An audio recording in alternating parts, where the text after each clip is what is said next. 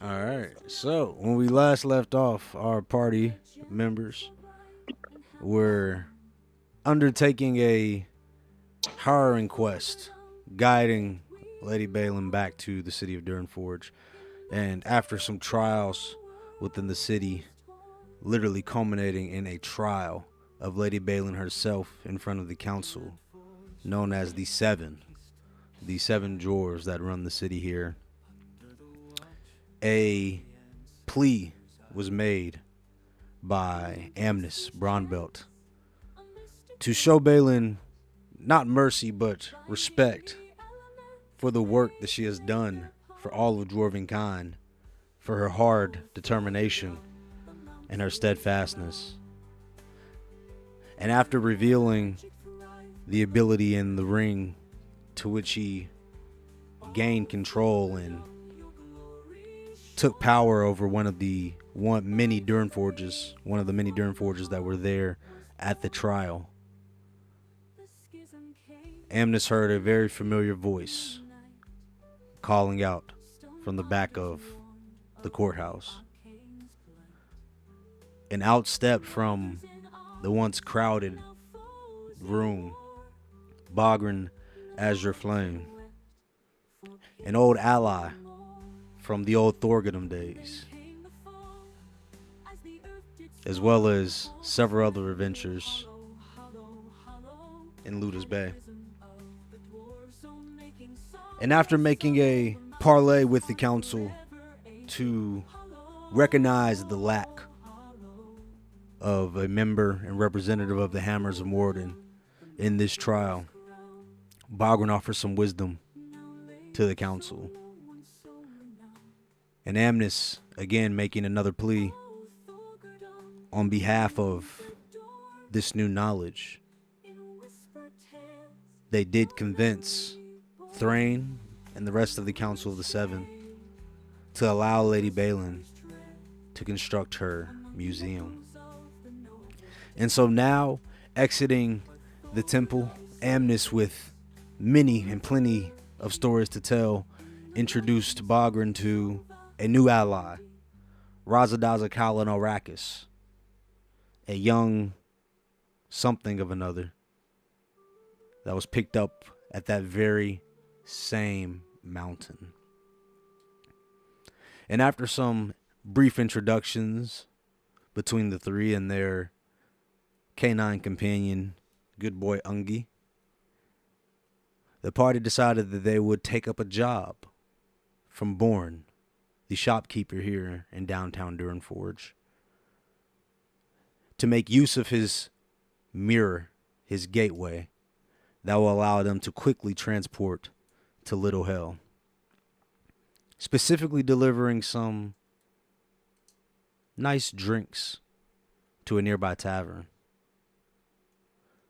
And before the party jumps within this portal, what would you guys like to do?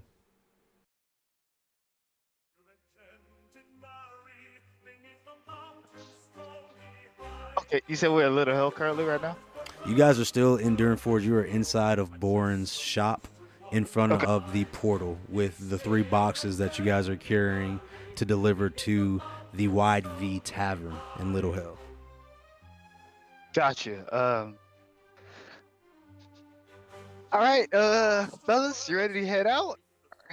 Either do this delivery, we can go to Little Hell, and once we're done with the delivery, we can go see what's up with Cora and Wyatt. I bet Cora will be happy to see you, Bogran. You know, she doesn't know you here at all, so it'll be a nice surprise. Also, another nice surprise to her, probably that the trial's already concluded. So, got a lot to tell her. Well, it's on her for not finding. It's on her for not finding the lawyer in time. Yeah, I guess. To be fair, I don't think her and Wyatt knew the child was this early, sadly. But at least everything worked out, so they don't have to worry about it. They don't have to waste any money on the Tiefling Lord. They was gonna go. They're going to Little Hell to help out Balin. So Save the money. Lots and lots of money. So after the one tiefling took 10% out of Lady Graylin's savings, there's no wonder that lower from Little Helm I would have took from Cora and Wyatt. So works out. Fingers crossed. And All then, right. Oh, go ahead. no, I was gonna say, fell behind you with my box. Yep. Rise. You ready to go, buddy? Ready for round 2 of your delivery service? He is driving. Are you good, Lot?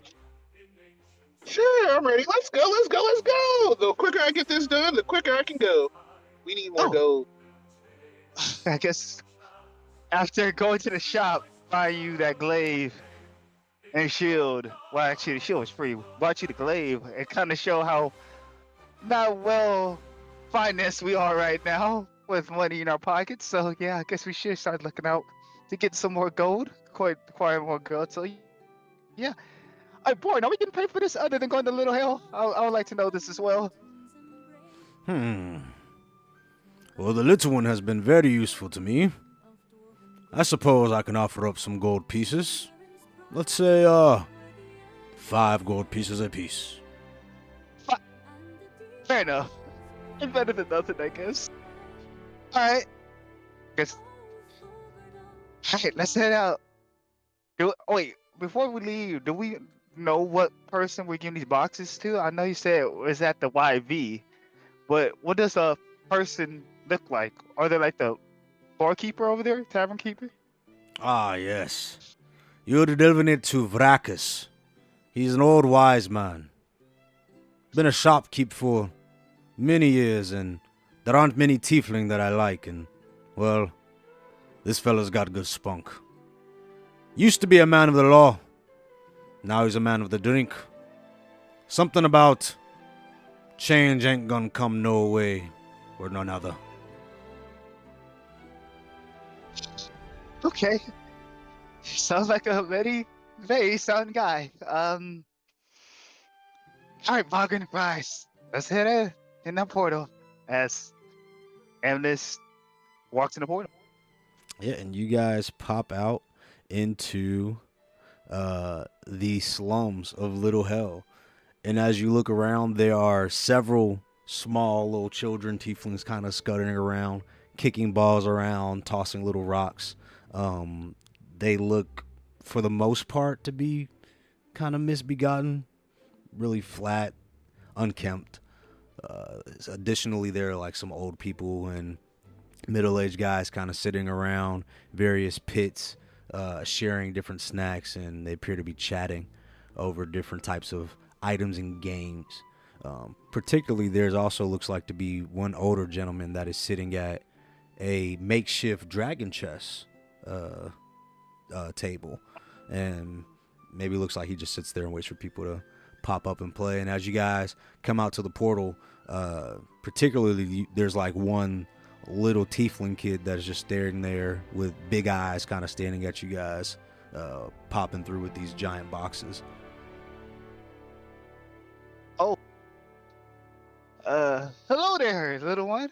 Can you speak common language? Typical dwarf. Okay, I see. We now like Terry here as well. You just assume I can't speak common because I'm a tiefling? No. Can you speak our language? I didn't know. I just gotta make sure because I don't want them to speak in another language on me. And I'm like, oh, I don't understand what they're saying. You know, I'm not trying to be racist or anything or try to hold it against y'all. Look, I'm not like those other dwarves. I'm a very friendly Racist? dwarf. It's species now. Species. What was this term? It's 3, 4, 5, 6. Why are you guys so old-fashioned with your language? This is crazy. Oh man, Falcon, did you know the term changed to species now? I didn't know. Lad, it's always been species. I thought it was race. Maybe I'm Amnes, behind. go ahead and Maybe. give me a wisdom save with disadvantage. Okay. All right. Give me a moment. Actually, can you roll it for me real quick? Are you sure? 'Cause- Oh my god. For the first roll, yes. Still for the first roll. We're gonna Okay, do an I- epic roll. Ha ha ha. Oh my god. Wisdom.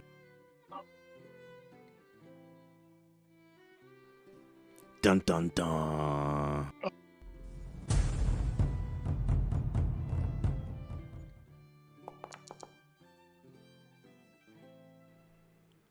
Hmm. Okay. So whatever. Amnes, it has always been species. You are very confused. Oh, wow. Okay. All right. Wow. Okay. My bad on that, guys. I thought it was the race. I didn't know. I didn't know. I don't know why it came to my head that was always race instead of species.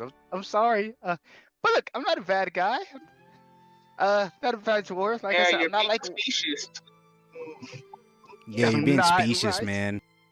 Oh, come on. I'm just trying to say, look, have you seen two people that came over here? One is a half elf, a gorgeous half elf. Like she's my friend, and I think y'all might know who Wyatt is, the druid. You said Wyatt. Yeah. Tall guy, like 6'1", really like foresty. Come on, you're fully describing her. You obviously know what Wyatt is. Yes, that Wyatt. Yes. Maybe. And he starts pointing to a sign that's on the nearby building. Oh. I guess squeeze your head As you over look at the there. sign, it says rule number 1, no snitching. Oh. Oh. Brother. Okay. Sorry, I'm a Fine. tiefling. Can't break the law, man. No snitching. Fine. Fine. Okay. All right. Can you at least tell us where the V is? The wide V is? We here for delivery. Oh, you want to go to the wide V, huh? My dad talks about the wide V. Mom doesn't like that he hangs out around there all the time. Is he a drunk or did it something over there that's Wow, dude. You just what? think my dad's a drunk because he hangs out at a bar? What? Really? Don't most drunks hang out at a bar? Why are you being so judgmental right now? How old are you? I'm 12, actually. See this? And he starts pointing to his upper lip. Okay. Yeah, I got a mustache. Look at this hair right here. You got facial hair? I wish I had facial hair.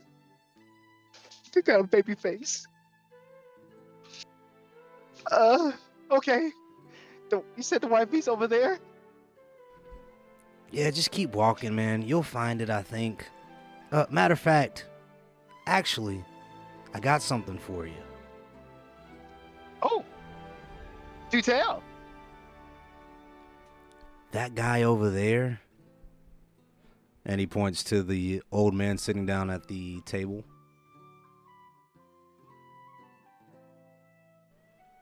If you give him 1 copper, he'll tell you everything about Little Hell. Copper. Does it have to be copper? Or can it be gold as well? I wouldn't give him gold, trust me. Just give him a copper. Okay. What happens if we give him gold? You know what? Beggars can't be choosers. Try it and find out. Oh. Okay. Okay, we'll just give him cover. You just give him cover. Don't want to start any problems over here. Uh. All right. As Evelyn starts walking towards the old man by the dragon chest. All right, as you guys walk up, you notice he is like kind of fixing and adjusting pieces that are already set. Maybe it's like a nervous tick, or maybe he's just really concentrating. He loves fidgeting with his dragon chess set. He's sort of messing with the rook there, and then he's touching the knight, picks it up, twists it in the air. Ah, have you come for a game? Did you No, say game? I want to play. What game? Rise, but we're not here for a game. We're here to just give him Why? copper coins. What? I guess a game wouldn't hurt. I guess if you really want to, Yeah. Rise. All How do you right. play?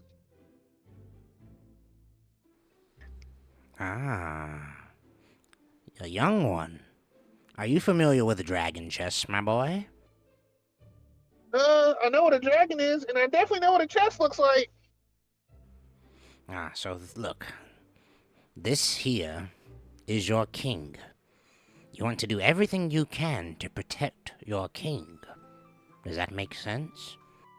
King, got it. Now, next to the king is the queen. Now, the queen is a very, very special piece. She is the head of the army, the most powerful piece on the board. Do you know why? Because she's beautiful? No, boy, because she can summon the dragon. It's dragon chess, not a beauty pageant. Oh, my bad. So, in order to summon the dragon, you must capture the other team's queen.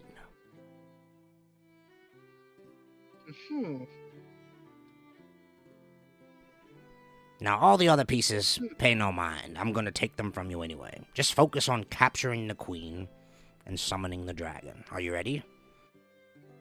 Okay. All right, go ahead, give me an intelligence check. Just any. Actually, give me a flat intelligence. Go roll it. Whatever your modifier is.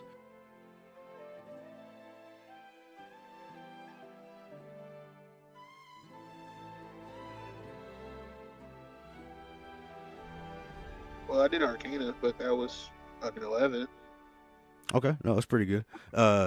So 1 second.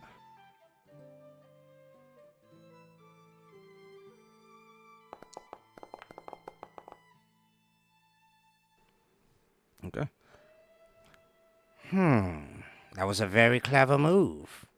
It seems you do have experience with this game. Are you a hustler? A what? Rise, you're a hustler, Nothing. bud? A what? Oh, well, I guess you probably wouldn't know. That's hustler is a person that dips people out of their money. They act like they're bad at something in front of people they would like to take money from. Like they'll maybe like a little sport, or as example here, dragon chess, and you pretend that you're bad to sucker someone in to come play with you, and bam, we show how really good you are, and you take their money and get to walk away with it, making them look stupid. Huh. Yeah, I don't really know what that means. As he's saying that, I want to cast like Detect Thoughts Okay. Yeah. when the guy I'm playing chess on. Go ahead and cast it. Let me look at that spell real quick.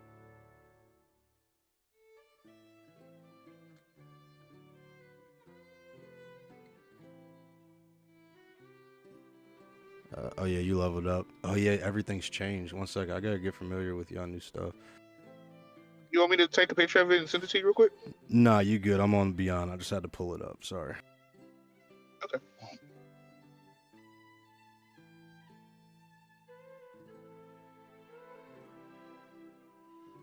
So, Margaret, you played dragon chess before?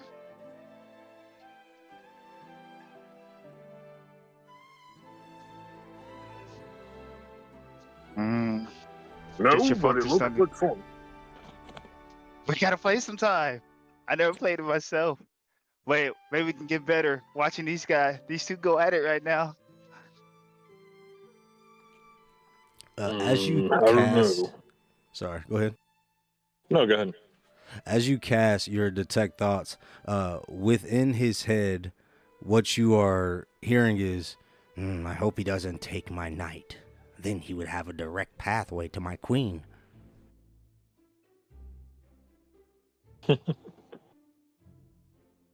And I go, hmm.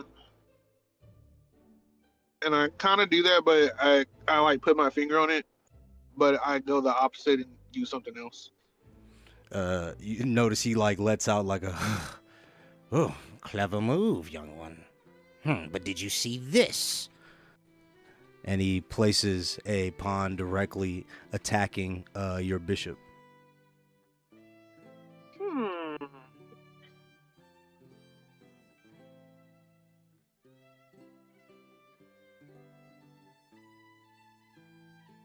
I did another history, and I did a 12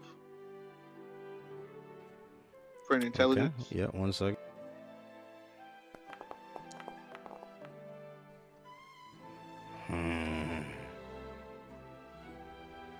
I didn't see that move. How did you learn that? Have you studied this? Looks like a game where you just fight people. So you got somebody right there, somebody right there. You protect this one. Is that what you're supposed to do? You took both of my bishops in 3 moves. How did you manage to do that? You are a child. Okay. What's wrong with being a child? Don't you have an imagination?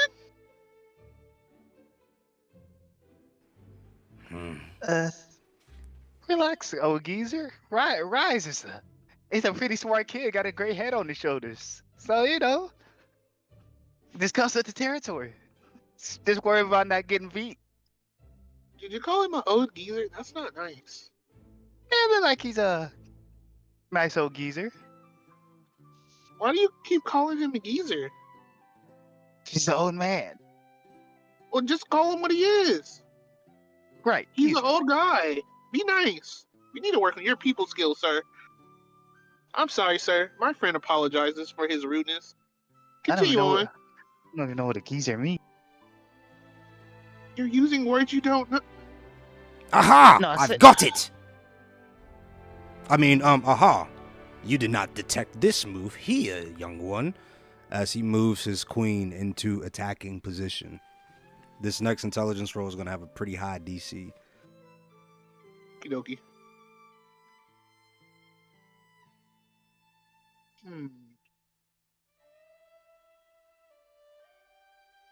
It's a 14.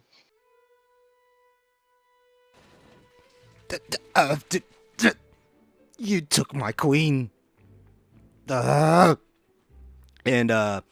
as you take his queen, he reaches over on the side and he opens up a shelf that is kind of connected to the side of this dragon chess set.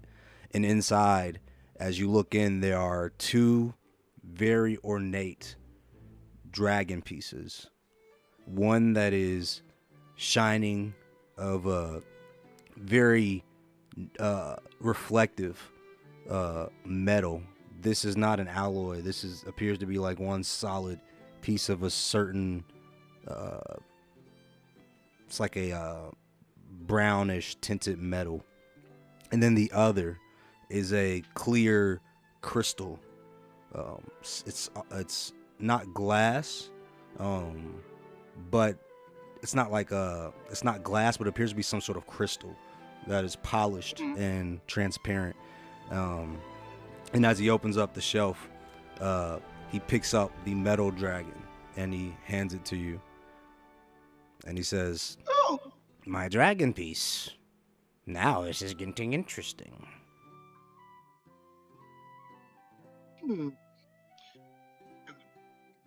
I actually want to do an insight check just to see. Like, I know what you said, but I just want to look at it some more. yeah, go ahead, roll me insight. Or investigate. I don't know if insight would be the one. It would probably be like a investigation type of check or some sort of perception check to try to figure out what the metals are, if that's what you're doing, or are you trying to read his intentions or the intent of these items? The intent more of the items, but it's still an investigation. I wrote an investigation. I think I got a 10. Okay. So what were so sorry, explain to me what you're looking at with an investigation. That's probably what I should ask you. It was more just like to see like what the bag was, because I didn't notice that like the contraption there. I guess that's what I was looking at. So I'm looking at like, are you cheating, kind of, sort of. Oh, Like I okay. know he No, said so dragons earlier, but it was that, yeah. yeah, so with that, it seems like even though this table in itself seems pretty shoddy, that the interior and the general make of it is probably something that was very pristine or pretty fancy at one point. And so this shelf is particularly made, and as you look at like the side of the shelf, there are different like the side of this column or this table that this chess set is sitting on, you're looking at different shelves that are specifically created for the different pieces.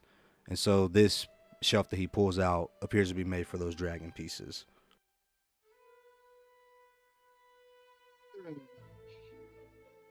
Because I was going to probe deeper in the mind, but I'm not going to do all that.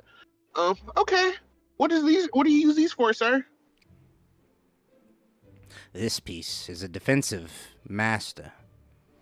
Place it anywhere on the board, and I cannot move within 1 block of that square. No mind. There are strategies that can defeat a dragon placement.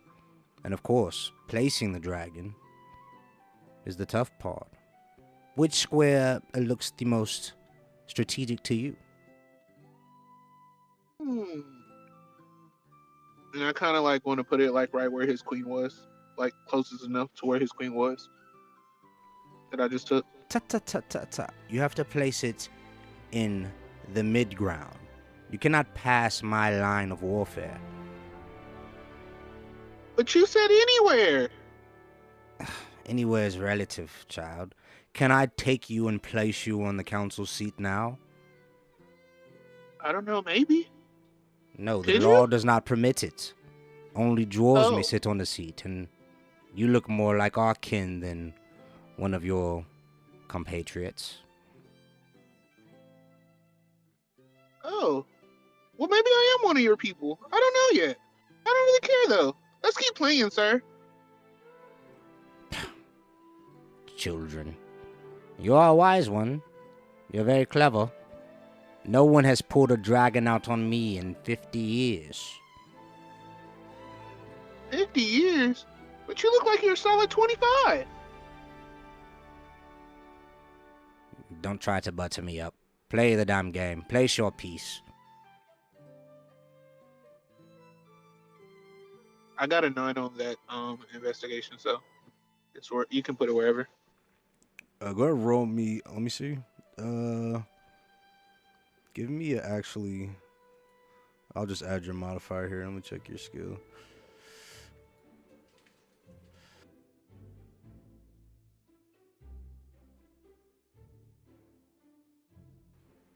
Okay, that's fine. Yeah, because you have a +0 to your intelligence. Okay. So you place it like in the middle of the board. It seems like it makes the most sense to kind of gain central position. And he goes, Central control. The classic play. This would work on an amateur, but I am no amateur. Now, did you foresee this? My bishops may be gone, but the pawn is mighty. and he moves his far left pawn up 2 squares to be parallel to your front line. And now that you notice, it actually has a direct line to your back line. So he is threatening to create a new queen. As he looks around, he goes, You cannot swindle me. Your intelligence only goes so far.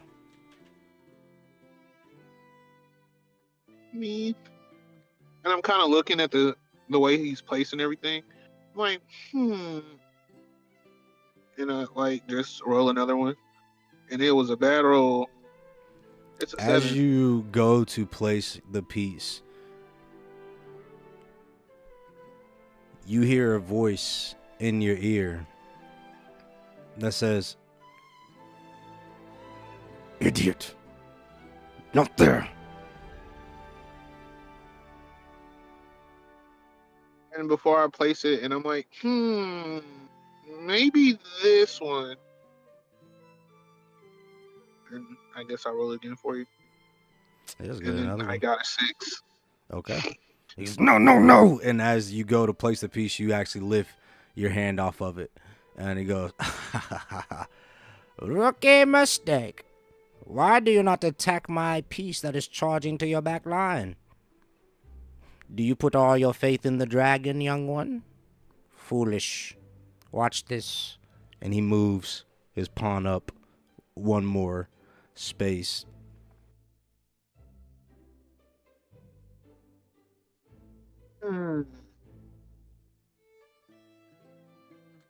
And I try to see if like my pawns or whatever can kind of like orchestrate like the comeback or whatever from back there. All right, go ahead and give me another intelligence. Hmm. We're doing back-to-back intelligence rolls, boys. This is Dragon Chess 5e. Sorry, 5e.5. That's an 11. All right, nice. As you go to place that piece, you feel your arm kind of tug right to the left of it, and you stop right on a white square, and he goes, "Here." And so you place it there, and he goes, "Ah! I did not see this. I did not see this. How? How? No! You are a cheater! He is cheater, you have swindled me! Swindle? What does that even mean? I'm 8. I just told you, Gauss, Mister. He didn't swindle you out of anything, really. He didn't bet any coin or anything like that, so he didn't swindle you out of anything. And plus, you just honestly just rarely got beat. My pride. Oh, your pride. Oh, Oh. And I kind of look at him and I'm like, I'm sorry, mister. But say, they told me you're the smartest guy around. So, you want to help us out a little bit? Also, my name's Razadaza. What's yours? Razadaza. My name is Old Razadaza. Man. Sorry? Razadaza. Yeah, at your service. Razadaza. Nice to meet you, Razadaza. Uh-huh. You are a very good dragon chess player, Razadaza. Thank you. And you said your name was? My name is Sloka. Loka? Sloka. That's an interesting name. Oh. And I kind of look at Amnes and I'm like, what does that mean? it's just his name. You don't need to worry about what it means. I thought it was a title. Okay. And I'm like, okay, thank you, sir. Maybe you can show these two how to play. But could you help us get to the VT? I think that's what the place is called. Sir, he means Slogan. He means the wide V. Where was looking for directions to the wide V, and Right, what he said. Oh, the Wide V. That old tavern. Well, Yeah. if you just keep walking straight, you'll find yourself to the Red Light District. There, where you will find the Wide V. like this district. Wait a minute. Hold up. There's a red light district over here. Oh, only the finest. The Wide V is a very renowned establishment. Old man Vracus took all of his old legal money and tied it up in this salt shack. And now he's got all the dwarves and elves and humans coming down here to Little Hell, spend on the cash too. Oh, I see. Wow. Okay. Sounds like a son guy. I appreciate. Thank you for the info. We actually was told to give you a 1 copper coin, but you gave it to us on the free ski. So I truly appreciate it, Mr. Slowskin. And if you want to play Rise in another game of Dragon Chess, he'll play you anytime. Yes, after let's we play start right the now. video. I want to Well, play again. Oh.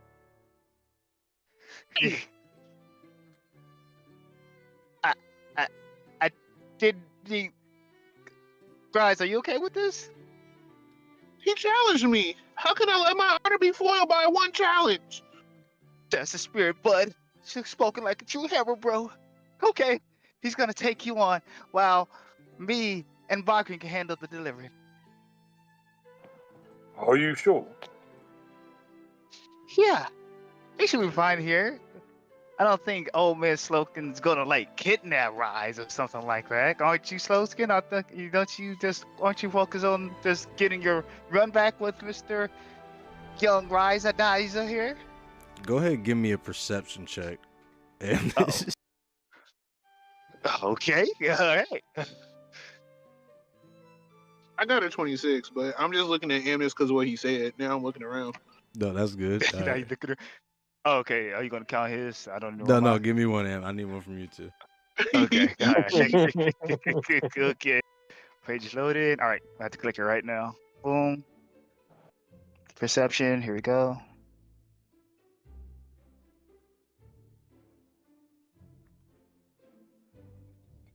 There it is. It's okay. 14. Nice. As you say that, you notice out the corner of your eye the little kid that you were talking to when you jumped out the portal, and he's staring at you. He's like, "Wow, man, really?" What? What did I do? Oh my You gosh! just I'm not accusing him big. of being a kidnapper because he's a tiefling? You just come into our block and do No. this? No, anybody can be a kidnapper. No matter the species. Why are you still here messing with me? Man, Why I you sent you playing over with- here because I like this dude. He's really cool. He plays Dragon Chess with everybody. He's never hurt a soul. And the first thing you do when you get down here is you start accusing him of kidnapping your little boy toy. Boy toy? Wait, hold on now. Like, hey, he's not that. Rise is Rise. I he's mean, a you're cool running kid. around here parading this kid trying to take him to the wide V. Like, what's up with that, man? Let's talk. Sit down. Hey man, calm down. Why you interrogating me like this? I just want to go to the white V. Sorry, man. In my nature, my dad, he's a lawyer. So I'm just asking questions. But Wait a you minute. should be nicer when you're here. Not everybody's going to be that cool. Was your dad at the courthouse? I mean, in the temple, in the courtroom? Or did he tell you was he going to the temple? I mean, my dad hangs around the temple. Yeah. He's a lawyer, like I said. Tends to hang around where the law happens. I swear, if I find out he's the one that swindled me out of 10% out of Lady Baylor's stuff, me and your father gonna have a little chat, man to man. I'm about to rough him up a bit. Whoa. Calm down, man. Don't hit me with the 9. And he walks away. Okay. I kind of look at Amnes and I'm like, what is wrong with you? Why are you scaring everybody away? I'm not scaring anybody away. I'm just saying, if his father swindled me out of that 10%, and he got my camouflage cloak, man. That was a nice cloak. So what? You should not have promised 10%. That's on you. I had to. Rise, she wasn't, to be respectful, Rise, she wasn't in there, so you don't know what I had to do to go in there to at least try to get one of these tieflings. I tried to represent Lady Balin myself. I couldn't do it. So I One of went these to resi- tieflings, you mean a lawyer. You were meant to get a lawyer. Yes, I went to a lawyer that was a tiefling, and he told me 10%. And I said, okay, and I give you a bonus. I tried to give him the ore we found in the temple before, the courtroom thing. He said no. So I gave him my camouflage cloak instead, and he took it. So he took a lot of stuff from me. you sound like you have personal issues that you need to validate, Betty. And then I look back to the old man, Slow, and I'm like, I'm sorry for my friend's ignorance, I guess is the word you would use. Anyway, are we still playing this game or not? Yes, no problem. I'm used to it, young one. Come on, place your piece. You won, so you get first play. Right. All right, Bogger, you ready to go? Or do you want to stay here or I got a rise? 12. Sorry, what? Why are we leaving Rosa behind? He wants to play another match with Mr. Slowskin here in Dragon Chess. Mm. I'd rather have him here than going down to the Little Red District. Crow will kill me, and I think it's not the right thing to do for an adult taking the kid over there to the Red Light District. You know?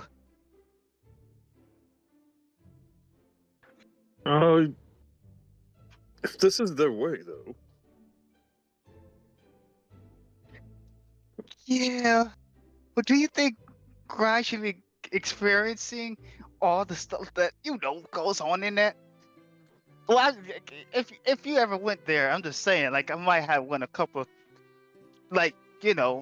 bars and stuff in Ludus Bay and stuff was going on, but I don't think that should be exposed to a kid. It's just a lot of skin being shown. I don't think Rise is of age to see any of that yet.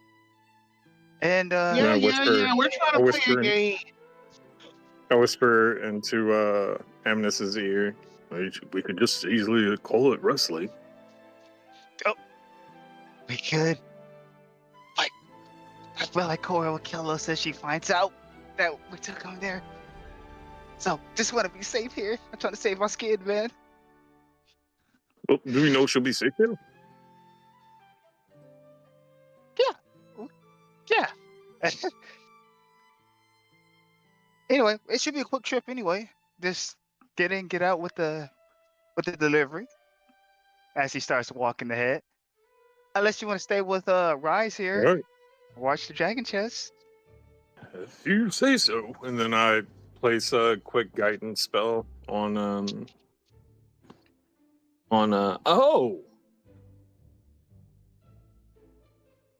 Oh. Oh? Oh. Whoa, Oh. wait a second. Hold up. Oh. One of you will have to pick up the box from Rise, so who's going to be carrying that second box? I'll I do it. probably will. Oh, you got it? Yeah. Amnes the Strong. Yes, sir. As he places the other box on the top of the other one and begins carrying it up. All right, are you pulling back that guidance? Is that what that O was? No, because it's a cantrip, so it's an easy cast. But I was wondering if I could cast Vow of Protection on Raza, since it has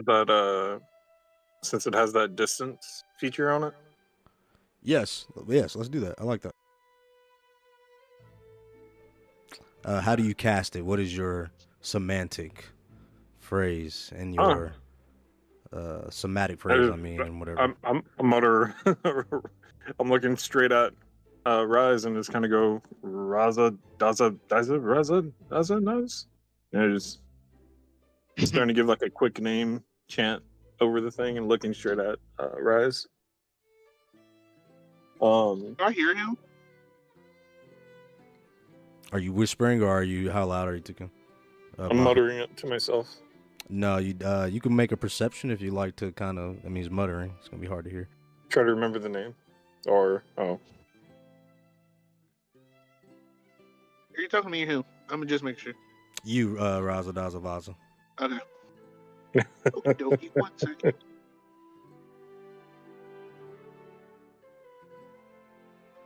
As he does that. because I remember Rise's name is Rise, not Razadaza, but I've heard Razadaza something. That's Bagram. So you can hear Bagram muttering. You cannot hear what he's saying. You hear him kind of murmuring to himself, which he kind of murmurs to himself often. He's a murmurer. And I'm like, while they're, because they're, I just kind of figure out, like, are y'all worried about me or something? It's okay. Literally, I can just go find Cora and them. I know exactly where the spa is and everything. So if something happens, I'll just go over there. I forgot they was at the. I forgot she was at a spa. What's up, man? You forgot why we even came here then? Yeah. Oh, wait, hold up. As he throws in his pocket real quick and pull out 5 copper coins.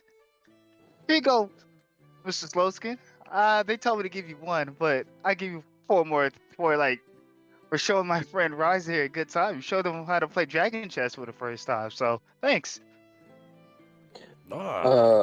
Thank you, young one. Yeah. Don't mention. Amnes. Yeah. The little one's name is Riza Daza, or is it Raza Daza? Raza Daza. All right. And I then mutter, because nothing's been fucking happening. And then I mutter, "Val to protect Riza Daza." So All right. And as you cast it, is there any visual component? What does it look like, Bogger? Not to my knowledge. It's just kind of like a. We'll say that there's like a. I wouldn't say a glow around Razadaza, but like an imminent glow into Rise. Like right then and there, I can kind of see like a faint flicker or something like that coming from them. Nice. And as you pick up the box, Amnes, you guys now both have the boxes. Rise sits down as they begin to start playing Dragon Chess, and you guys are now walking off in the direction of Little Hell. What were you going to say, Amnes? no, you good. I was just saying. Yeah, I literally was gonna say I just got the box. I'll walk into to where the white V is at.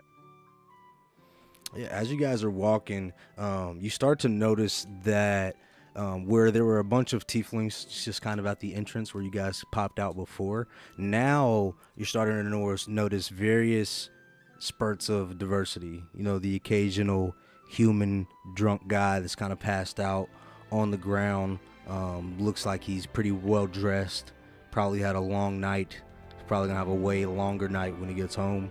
You continue to kind of walk down, you see 2 dwarves sitting over in an alleyway talking to what appears to be a very tall tiefling woman, way taller than both of them.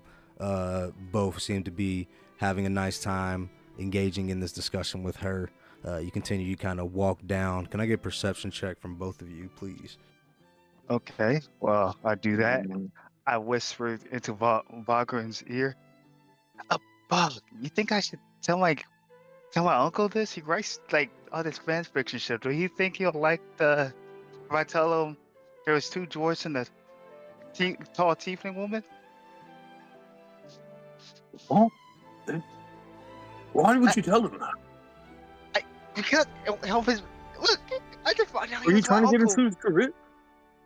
No, I just found out he was my uncle, man. I just found out this is business. I'm trying to support his business as best as I can, man. No, just go ahead and keep it. Sure, if you want to tell him, go ahead. Okay. I don't want to be involved in that, man.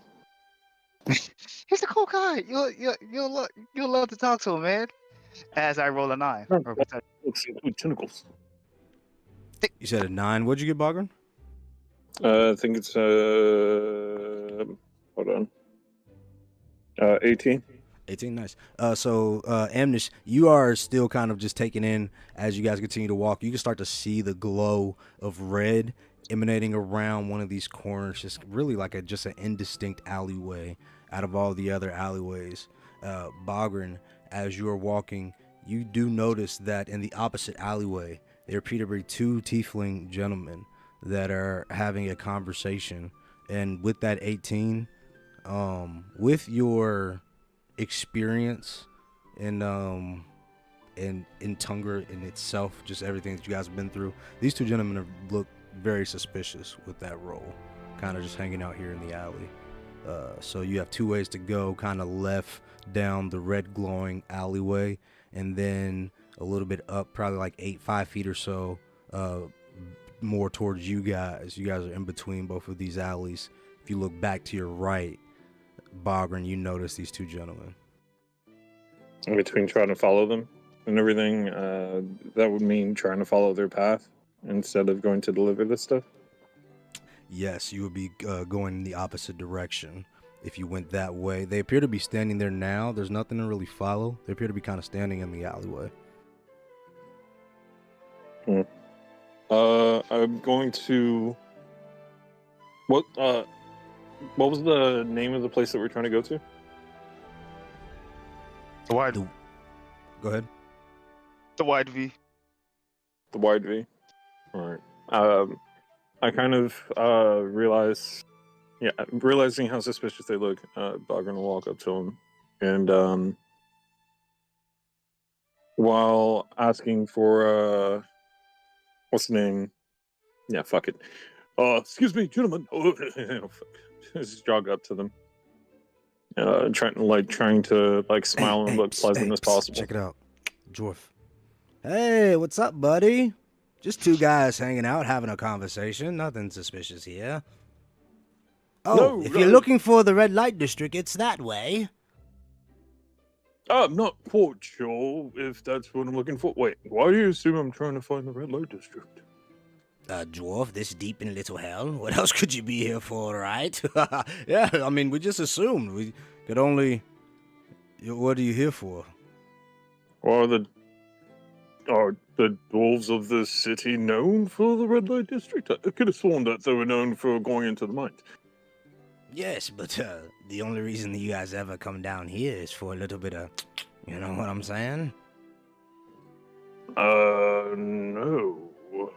My family has been quite passionate with the interminglings of other kinds, so I'm not quite sure exactly what that entails. I'm not used to the city's culture quite yet. My name's Bogren. Can I get yours? Yes. The name's, Barky. Call me Barky. Barky. Yeah, and this is my And friend then, Scratchy, right? Yeah, name's Scratchy. How you doing, man? Nice to meet you guys, Barky and Scratchy. No, I'm doing quite well. I'm actually here on a delivery run for one of the storehouses. Can you tell me where the Wide V is? I told you he was here for a good time, man. YV's in Oh. the red light district, bud. Told you. Wrong way. Would you mind navigating me? I can't quite see over this box quite well. Yeah, sure. You just, and there are two of them.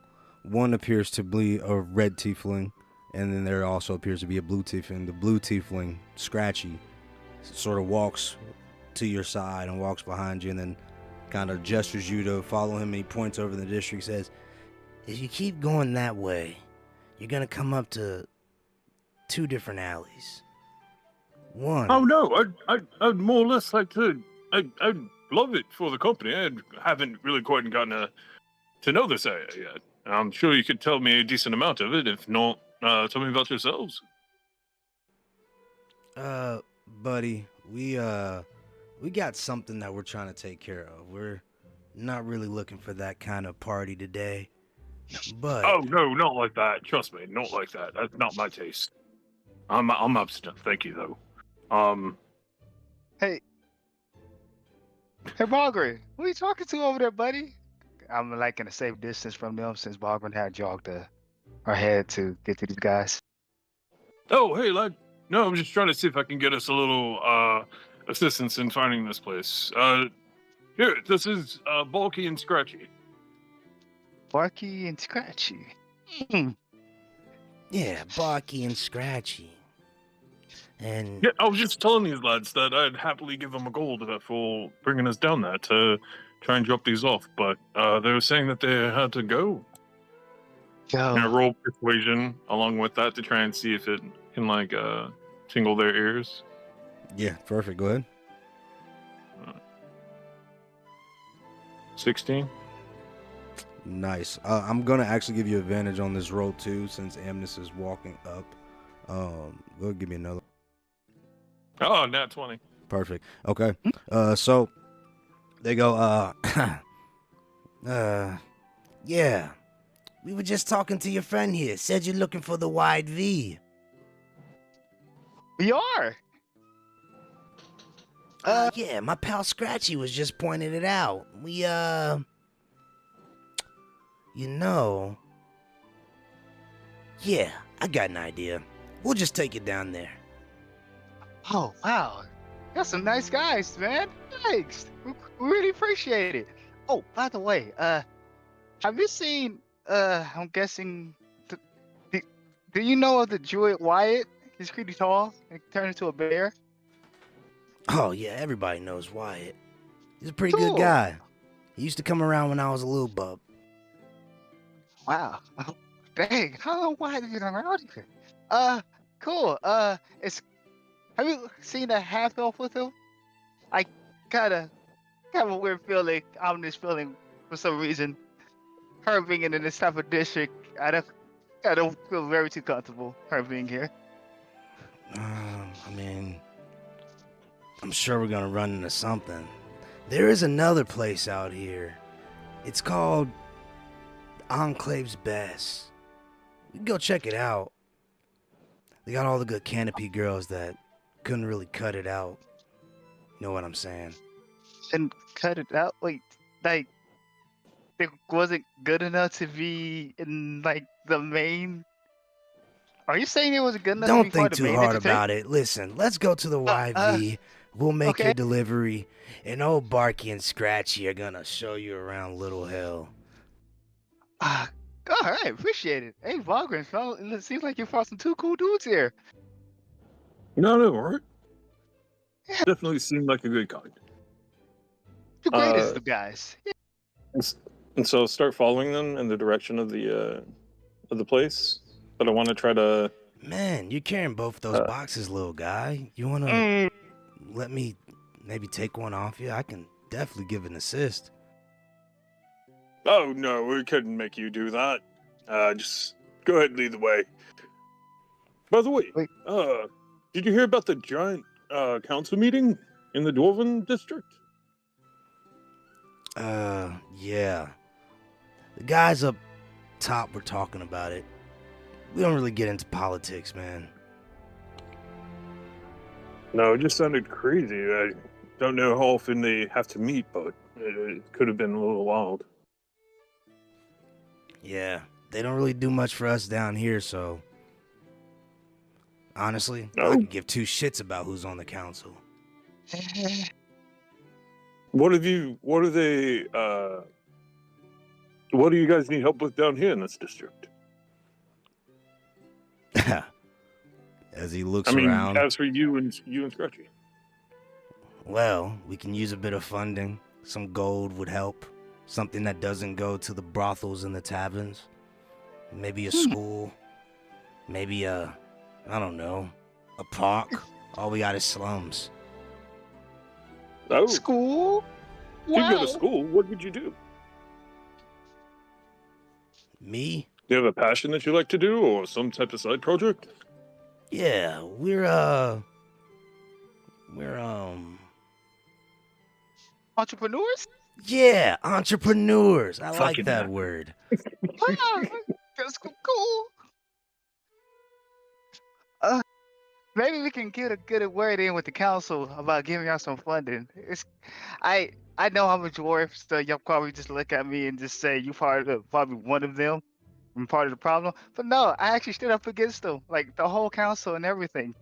And I hate what's going on through all the districts here that has, like Little Hell, the canopies and all that. I think y'all should be treated much better. So I'll try to put in good word for y'all to get all the funding you need. Amnes, go ahead and give me a perception check as you feel a bump on your shoulder as you guys are walking in now this now crowded area. Okay. Let's roll in.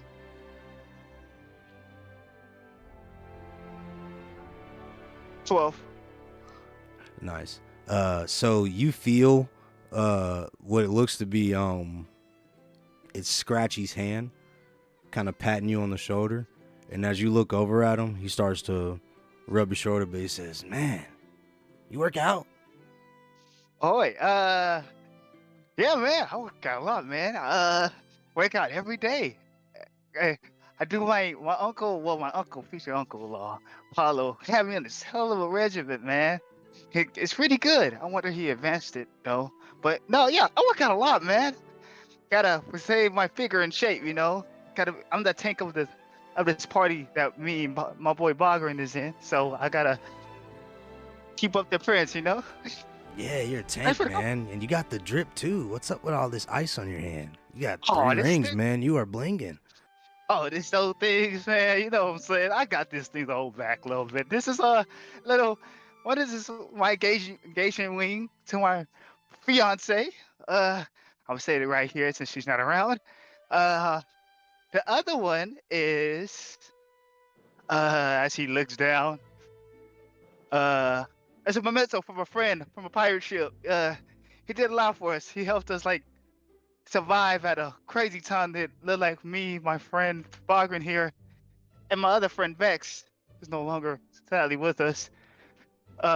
Getting out of a crazy area we shouldn't have been in. And the star ring, as he remembered what one the council members told him about saying about anything about the ring or anything vampire related. It's just another ring. I won it off a dice game.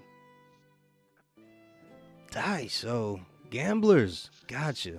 Man, that's some nice pieces. Gotta admit, one day I'm gonna be dripped up like that.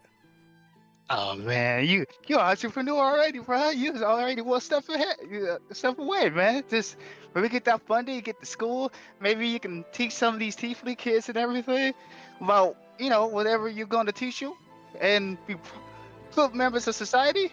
I bet you're gonna be dripped out, maybe more dripped out than me.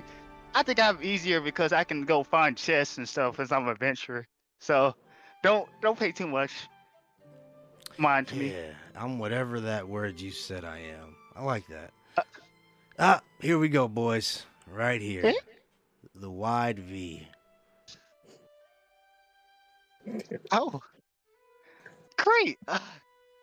Well, glad we completed our goal. Now we just gotta take it to the.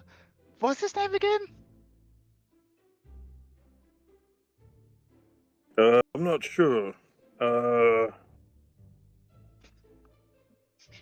Hold up. Give me 1 second. Boom. Are we actually at the Wide V? I rolled a history check, Rock, to remember the name. I rolled a 12. Yes, so you guys are looking for the owner of the wide V, Vrakis. And Right. Bogren, with that 24 persuasion, yes, they did take you to the wide V. Okay. All right. Thanks, guys, for Uh, showing us here to the YV. Now we just gotta take these boxes to a Rassic, and we'll be done. And then Yeah, I, we'll just be waiting right here for you guys when you're done. We're gonna hit the town, right? That was the plan. Heck yeah, hit the town, man. Boys night out. What was you saying, Bogren? Old buddy, old pal, friend of mine? Yeah, I was about to pull out 1 gold and pass it over to them, but hearing that they wanted to stay with us, I just put the gold back in my pocket. Okay. As Ennis walks aside. Patrick! Order from Boren. Got a whole crate full, multiple crates full No. of what? No, don't say what it is. Just say we got the crates. Oh, great! We got the crates. As you guys walk into the door, you are instantly hit with a wall of sound and commotion. This bar is popping. The bard on the stage is rocking on his lute, and not only that, there is a band on another stage that is playing to the background, going crazy on drums and all types of horns.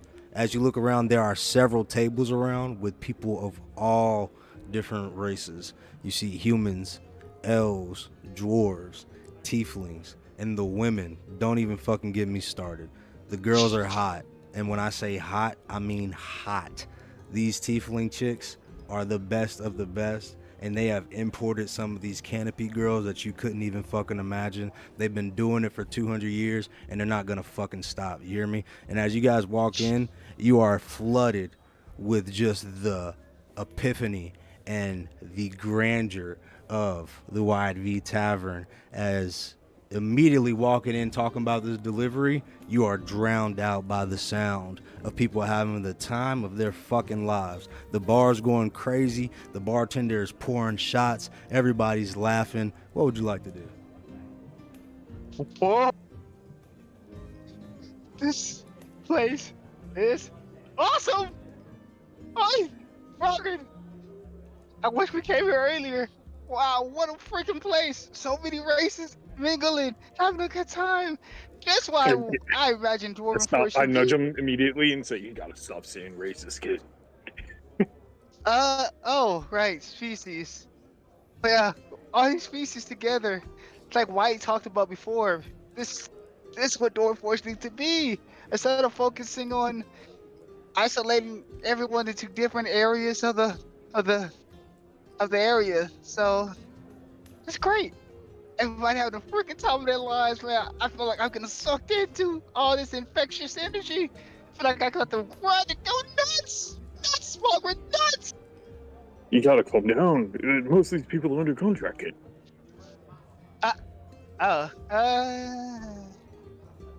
Oh, do you going to just go look straight for Bastric? It's not Yes, people around. We try to keep Okay. our eyes open. Let's see if we can find our friends. If not, if they're not here, we can at least try to see if this man, if we can just give him this stuff and go on our way. Okay. By the way, our friends outside, not our friends. They seem really sketchy. Scratchy What do you and Boggy? Those aren't the real names. They can't be. what was They're the really bad at nicknames? this. Maybe And, some well, nicknames. we're not- Margaret? We're not You friendly enough know- to give nicknames.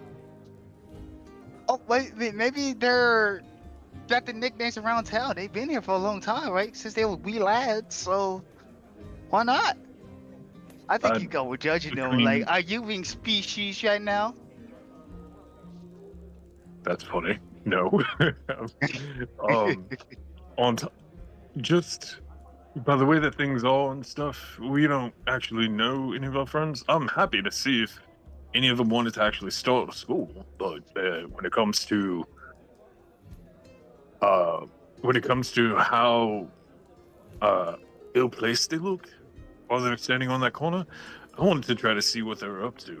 I'm glad that we were able to bring them along with us to keep them away from doing anything shady, but when we go back outside, I suggest not telling them the rest of your ties to the council, nor anything else. I mean, we're all trying to find a vampire in the city. No, we don't know We are. who they're connected to.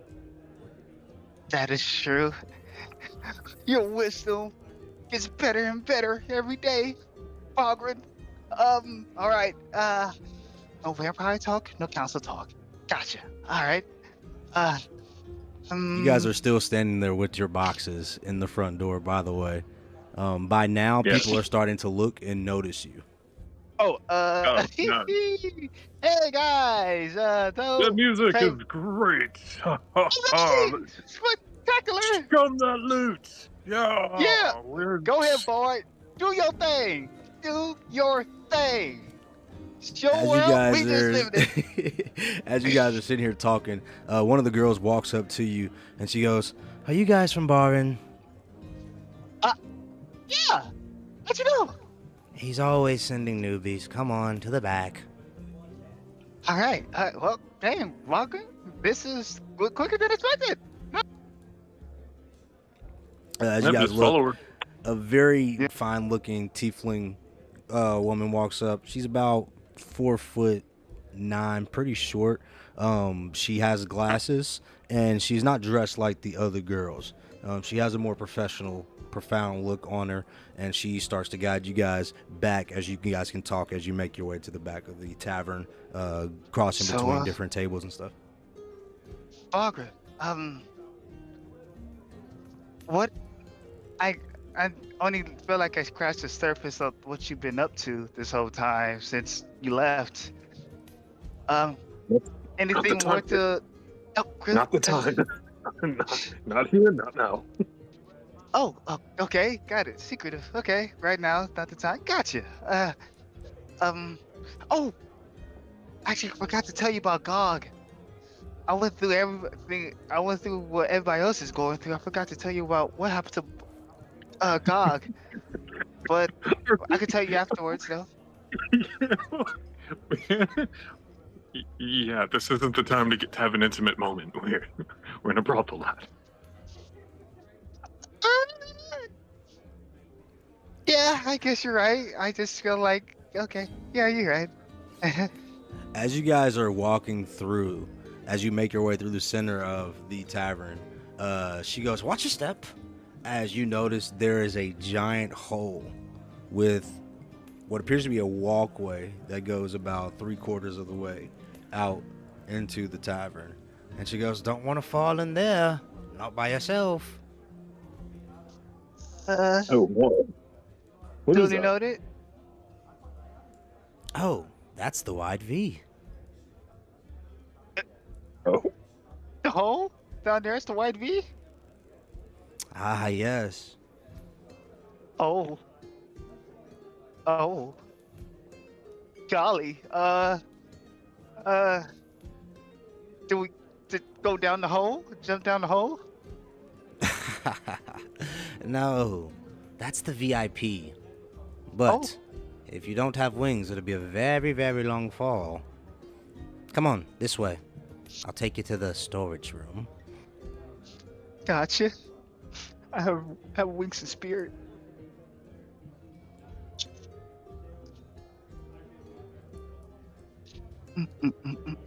All right. As she takes you guys to the back, she shows you where you can place the boxes, and she says, "All right, what do I owe you?" Oh, wow. What do you? Warren was gonna give us 5 gold for this, so I don't. What will you offer us for bringing these crates here? Ah, 5 gold sounds plenty. But if you've already been paid, here, a tip. And she hands you both one piece. Oh, oh, appreciate quite it. good. Thank you. How long you been working here? I'm fairly new, but I've really done up with the place here. Under my management, we are now the top tavern in Little Hell. We've blown out that blasted bathhouse. Nice. Glad business is booming. How Any- long have you been working? Oh, I've been here for 15 years now, sweetie. You just said you snooze. Why, yes, the last headmistress was here for 80 years. Oh. Oh golly. So, quick question. If you've been out here, I'm assuming that you've got ears and whispers of the street and the town. What do you have you heard anything about the sudden appearance of dead body of Goldrick? I'm sorry, Godric? I think that was his name. Right? Baldrick. Well, Was he a dwarf? yeah, he was a dwarf that was. I don't know if he knew about Little Hill. Maybe he did, since how long he probably had lived here. But he was found dead. My friend, not, and my other friend Razo found his body, and they drug him all the way to a front of the inn in the main area, and he had a pipe. He was dead. He was found dead. I'm sorry, I haven't heard of your friend, but my condolences to your loss. People do tend to die here in Little Hell. Was Oh. he a tiefling? Was he a dwarf? He was a dwarf.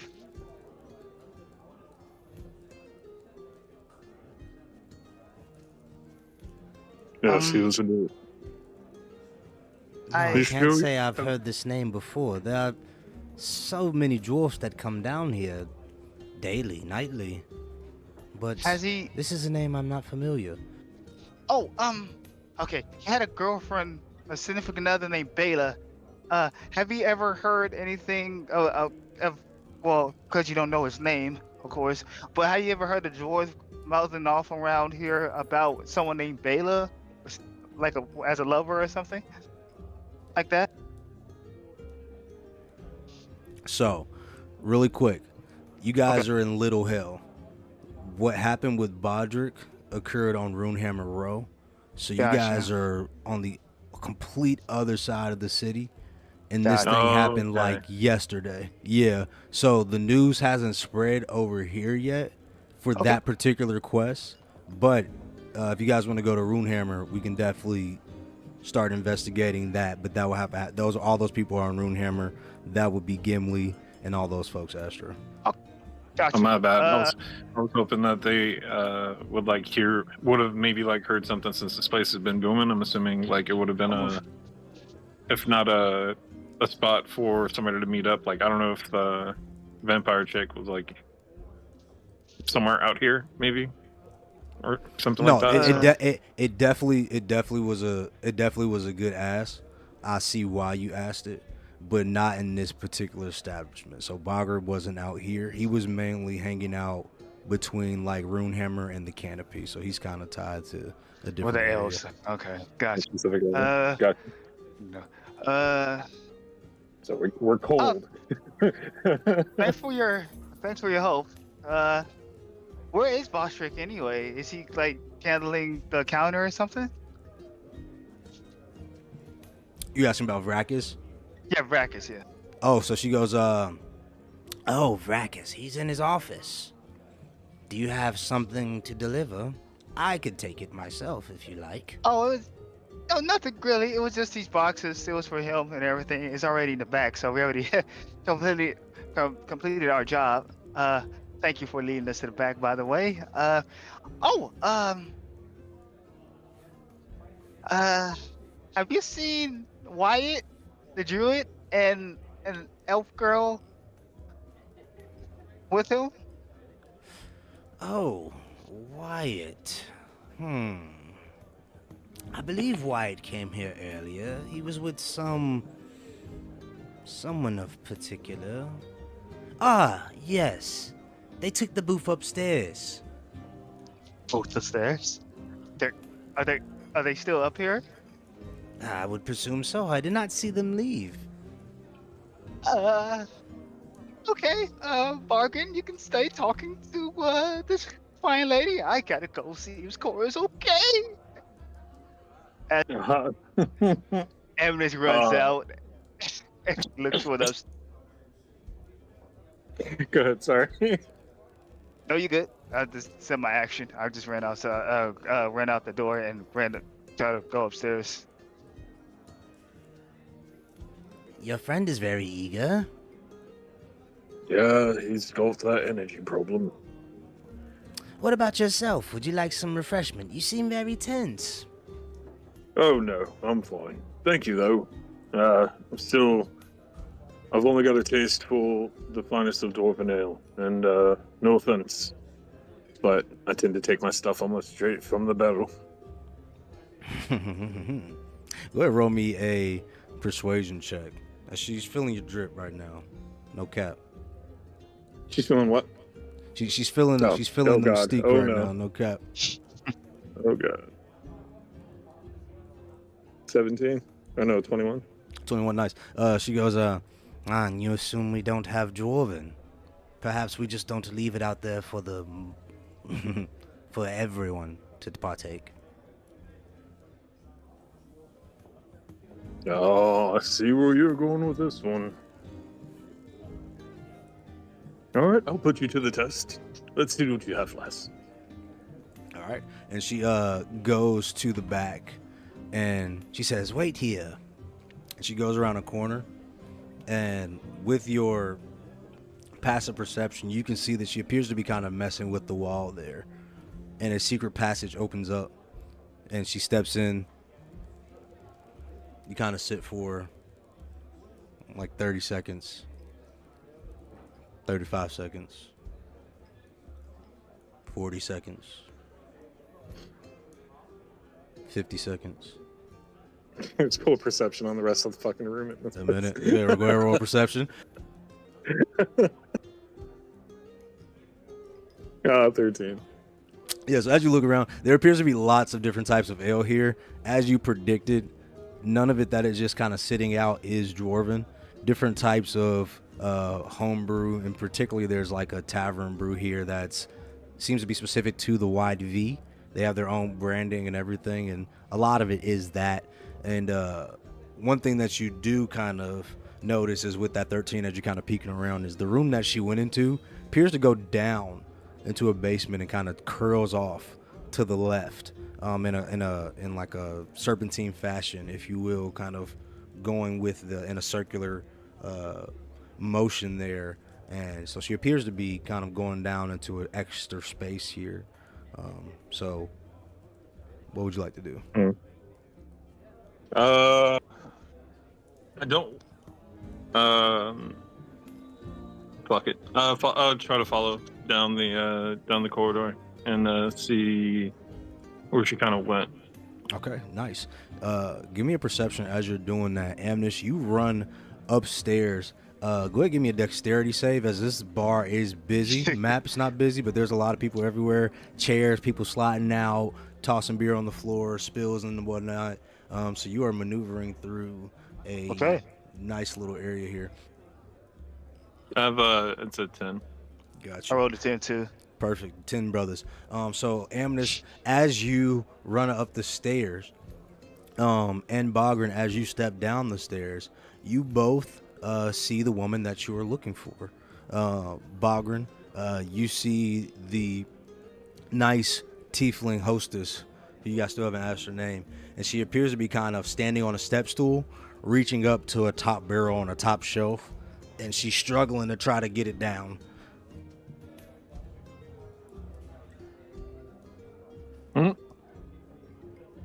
Oh, I got a little curious. Are you? Sorry about that. Didn't mean to. No, sorry. I didn't mean to scare you. I was trying to figure out what happened to Amnis myself. I got a little turned away. Are you okay? No, I can't reach this blasted barrel. I'm trying to be a good host. This is embarrassing. Oh, don't worry. Oh, wait. How tall is she? She is 4'9". Don't worry. I mean, is Amnis right there? No, Amnis ran upstairs to find Cora. Okay. So you guys ran in the opposite direction. You're 2 floors apart right now. Oh, okay. This is a stairway, so I'm assuming there's no other ladder or something like that. All right. I'd have to ask your permission here, last, but would you like a boost? If you could give me a bit of guidance, that would be great.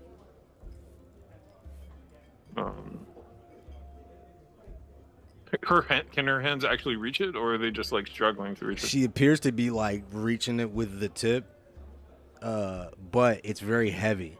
So it's really tough for her to kind of get it down safely, as she'll move it occasionally and it'll rock, but she's trying to stabilize it at the same time. Would me giving her a boost be able to work, or do I have to try to do something else? Yeah, no, you could definitely give her a boost. She's just asking for some help. Yeah, no, I'll ask her with permission to give her a hand, and then step down to take a knee, and then open my hands for her to step onto. Yep, she steps on your foot and you give her that little bit of extra oomph, and she reaches over and grabs the barrel. She goes, Okay, take this. Take it. Lower her down and then open my hands to try to catch. all right, she gives you the barrel. She says, there, see? Taste it. Dwarven. Oh, wait, this is for me. I thought you busy doing something else. I'm sorry. And No, don't take the barrel. Try it, you buffoon. just straight out of the. I did say straight out of the barrel. And so I reach for the tap and rise the barrel up to take a whiff. Yeah, as you whiff it, it is nice. It's not the best, but it is good dwarven. It is drinkable, and it will hit the spot for you.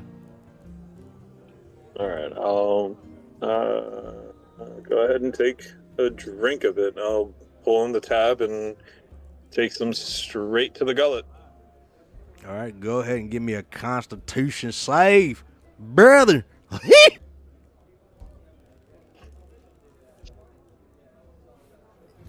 Nice. You take that to the head, and it is good. And you are feeling that first like drink of beer where you start to get that warm feeling in your belly, and you're starting to feel good. And as you look to her, she has like a little smirk on her face. She says, "Yes, so tell me." I can taste the embers on the inside of this barrel. That is definitely delightful, lass. Where'd you get this from? I bought it off of, what was his name? Baki? Baki? Or was it Scratchy?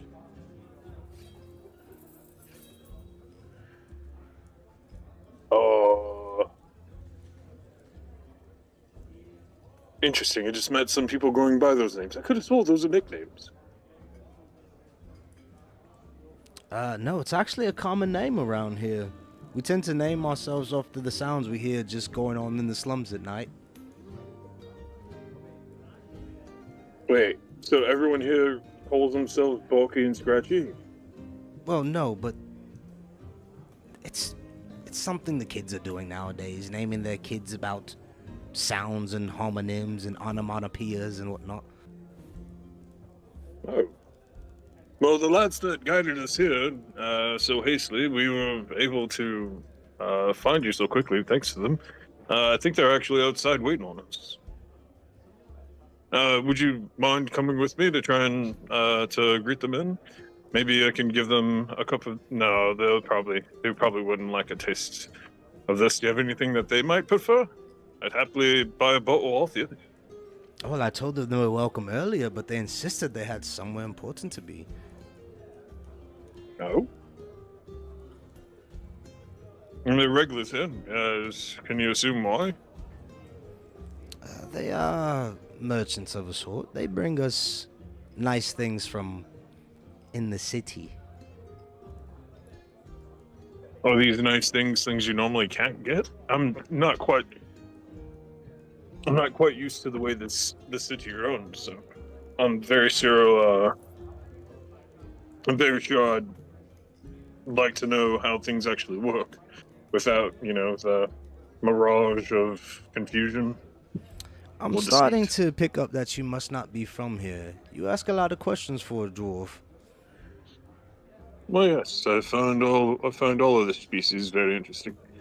And hopefully I'd like to prepare for taking the stories of the ways that things are done and using them back in my home.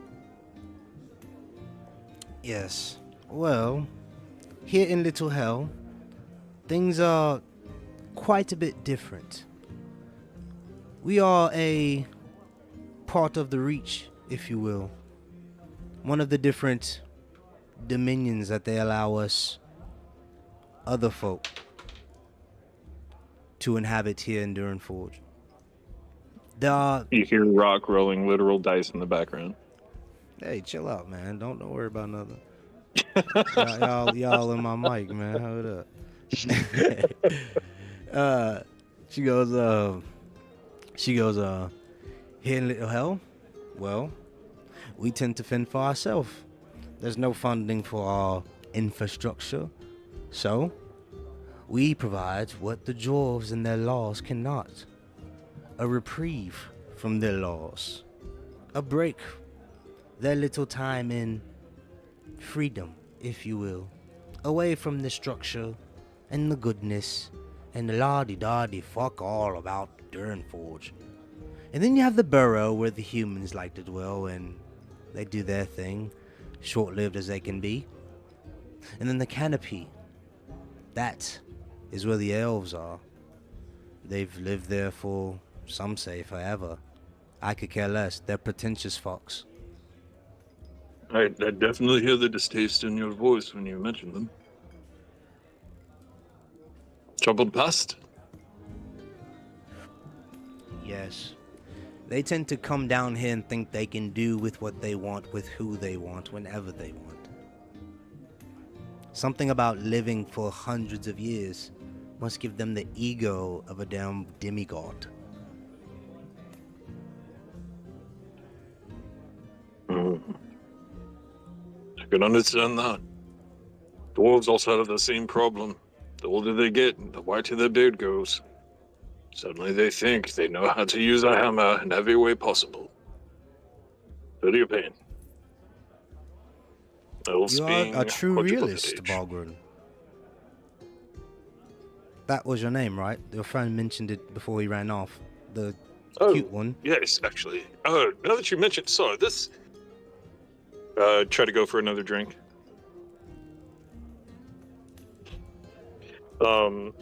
Actually, no. Fuck, that's stupid. Yeah, go give me another No, yeah, Constitution save, please.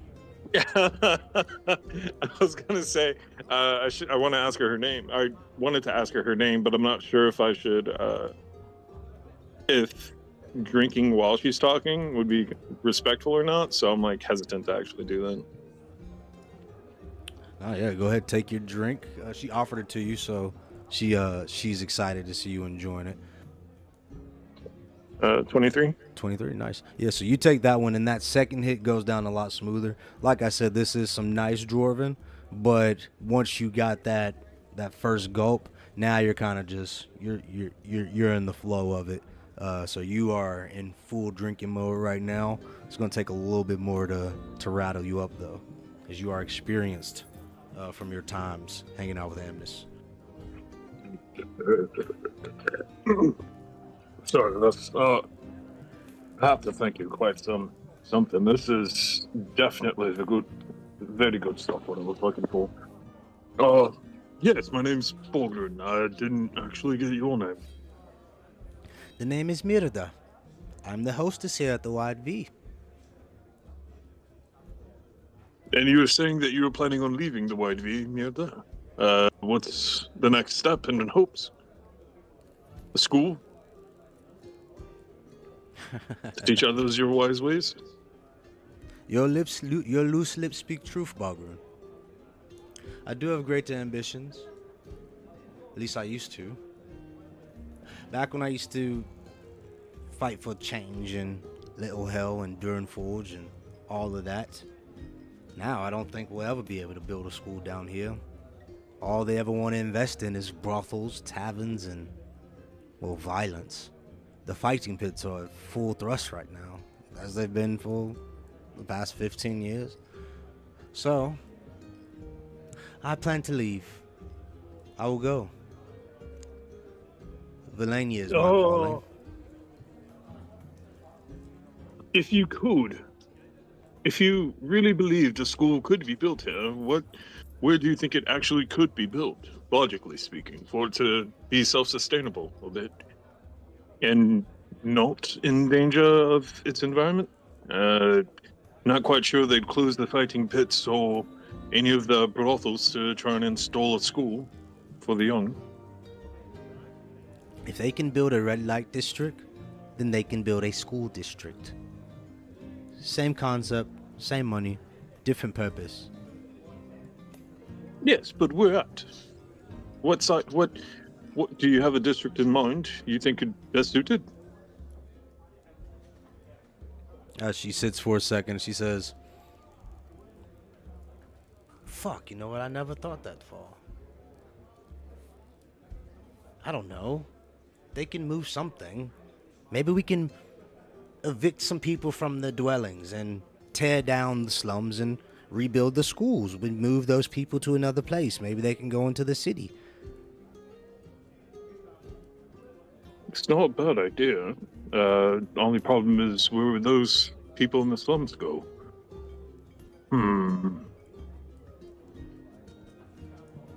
Oh, great. I haven't had to ponder this deeply for a minute. And here I go drinking this ale and talking with a fine lass like yourself, and I get lost in the mind. I'm sorry. I'm sorry. As she goes and she starts to actually pour her own glass, we cut really quickly up to Amnes as you make your way up the stairs. You look over and you see a booth, and inside that booth there appears to be 2 people sitting. One is, with that perception you can see, is Wyatt, and he appears to be leaning in, saying something to Cora, and Cora is there as well, and she is sitting there with the drink in her hand. The drink is full, and she kind of just seems to be looking around. Okay. And it's squint his eye.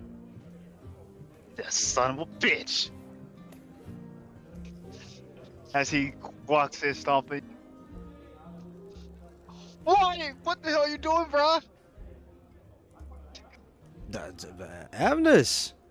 Cora, look, it's Amnes. He's found us here in the Wide V of all places. Oh no! I'm wearing a towel. Get out! Get out, Evans! What? You telling me to get out? Why is it here? What the hell going on in here? Why you naked? Only with a towel on? I don't need to explain myself to you. Just go. Just go. Let me get dressed. Why? What's going on here, man? Why Cora's out here nude with a towel on, and you serving her drinks, man? What's going on here? Whoa, calm down, man. Cora just needed to relax a little bit. We took a bit of a detour. We went to a bathhouse nearby. Let me explain. We were looking for Marluxia. Marluxia is the daughter of Vrachis. Now, Vrachis, remember I said the tiefling lawyer I was looking for?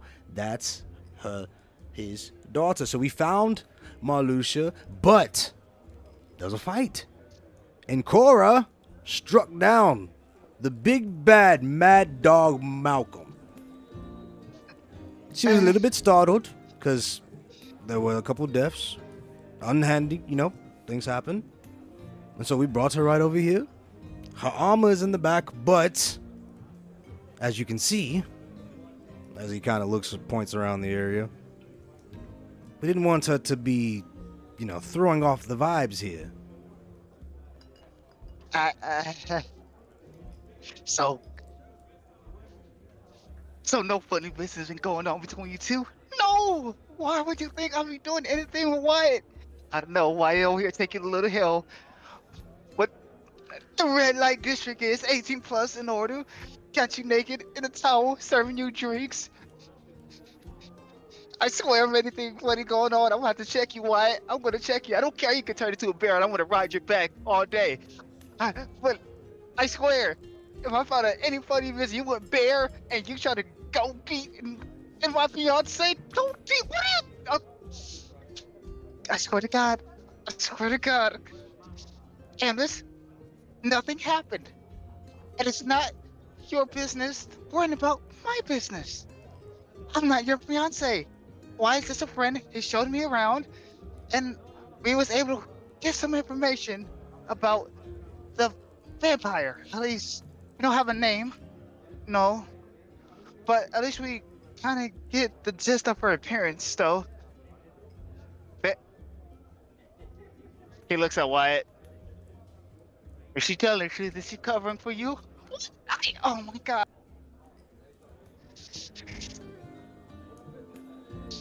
And you gotta relax, man. Look, we got drinks. Actually, maybe I got a plan. We will talk to Midra. She has some dwarven ale, and that'll be perfect for this occasion. What? It's your first time in Little Hell. We ought to enjoy ourselves, yes? Around for everyone? Around for Cora. You still haven't touched your drink. Oh, right. Thank you. Wyatt, I forgot about this. After all that fighting and all that, and this dwarf over here knowing the hell out of me, I forgot that I was offered this nice drink. As he starts to drink it, uh, Marcy, oh, Wyatt, are you talking about the nice tiefling woman that was dressing all professional and everything? I think, me and Bachrin actually, uh, met her, and she led us to the White V, at least, and kind of left after her. Cora is up here with you, and ran up here, because I'm not gonna let anyone smash my girl. That's your girl, and I'm gonna kill you. You said Bogrin? Are you playing tricks on me or something?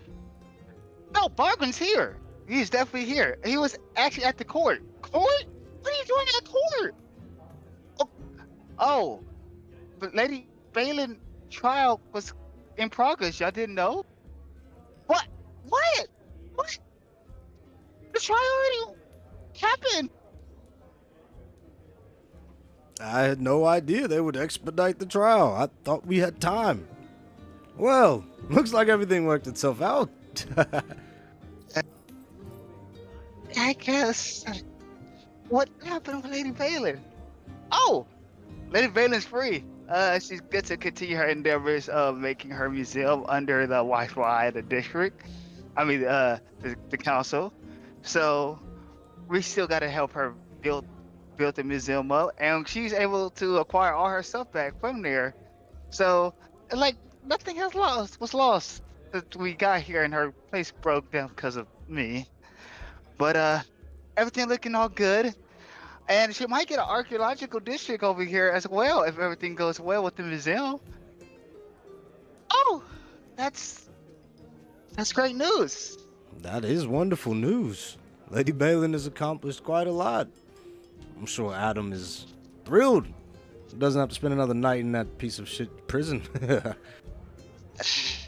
Can we please not talk about the house again? Oh wait, was they actually in prison this whole time? Oh, well, not now, but Adam's done his time. Oh, trust me. Well, we've done our time. Back in the day, we were some real freedom fighters, but that's a story for another time. What? Y'all was revolutionaries? That's so cool. I didn't know Adam was that type of person. It seemed like he was the go with the flow type of guy, you know? Huh. Who'd have thought? Yes, things can change a man, you know? Right. So, y'all said... Oh, by the way, Wyatt, brought up the vampire thing with the council. They don't believe it, and they want us to find proof without saying it around anybody in the vicinity. So everything is pretty much secretive at this point. Typical of the council to hide something like this from the public. Well, I have a plan. We'll inform Rakis. We'll start a movement here in Little Hell to bring awareness to this fiend. And we will force the council to say something. Or to make some type of move. Great. Nice. Oh, we also met these two guys named Barky and Scratchy. They seem cool, like cool dudes. They tell them they're being entrepreneurs and what, and they let me Margaret over here. And Cora, don't worry, Razadaza is safe. She's actually in the beginning parts of Little Hell playing Jack and Chess with Slogan. Oh man, pretty cool guy. And yeah, he's safe there. And Margaret even put a protection spell on him. Well, I'd rather him be there than here at the Red Light District. Okay. I guess I should get Jess now. She starts walking back towards the locker area. Okay, cool. So she goes over to the locker. is there any area she could like get dressed in, or she can just like dress between the lockers and it's like kind of far from the where everyone else is at? No, there's like little there's like individual like cubbies for like the lure, like for like the toilet and stuff that you guys could use. But the locker area is kind of just an open kind of. Okay. Yeah. Okay. So she goes to the loot area and begins dressing up in her armor. Okay. So why with the whole vampire thing as well? Seemed like Little Hell didn't know about it. Makes sense since they happened in a whole nother area. I was thinking since the woman was it Ulfry who did it, do you think there's any chances she could be at the canopies?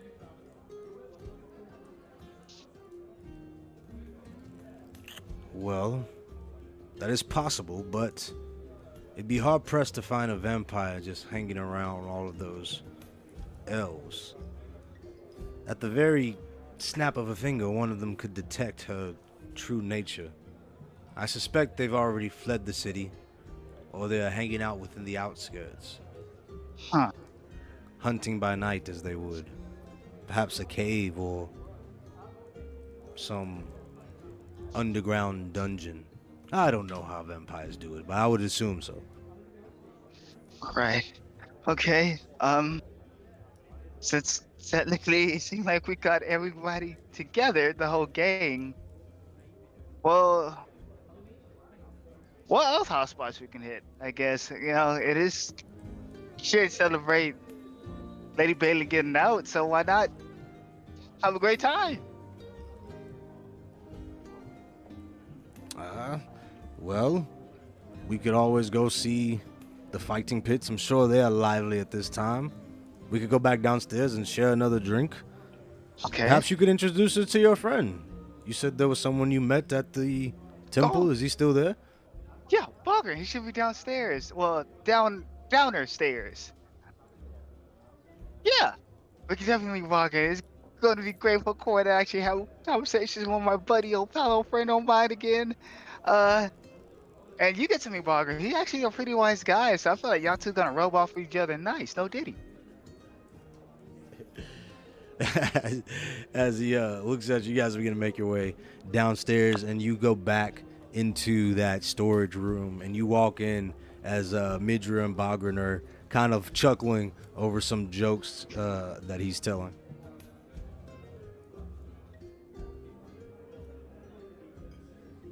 Two cups in hand, they are enjoying their time as you guys step in, Cora and Miss. Okay, so Cora done cool. Cora like rubs her eyes in disbelief. And then he comes, and then suddenly he starts to chuckle as we're choking him down. Oh my God, Lass, I tell you. That was the worst situation ever. Wait, That is insanity. Is that really how they do it in Lutus Bay now? But that Bob- is, I tell you, this, it was quite the sight. And that lad that I told you about, man, was he squirming at the sight of it.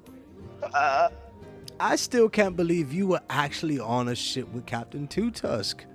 That man is a legend. He went disappearing weeks ago. Yes, his legend shall be continued to be told.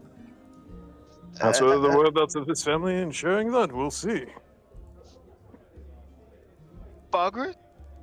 Huh, hey, What? there it is. What did you tell her? Haha, loose lips sink ships, lad. And my lips are tied. Like, Okay, right. you looping pool. Hey, you said anything gonna happen in that jail? I swear. Me and you, buddy, in the battle arena. You hear me? Anyway, Oh, is this your friend? It was you two. You're Amnes. yeah. On this brown belt. Swarfa Keen. Nice to meet you. Again. Pleasures all mine. Come, Amnes, What's- come. Drink with us, please. Tell us your stories. I must hear more of your Okay. escapades. The Hammer Bros. Hammer Bros? Wow, I guess he did need to tell you a lot. Nice. As Cora taps Bogren on the shoulder. Hmm?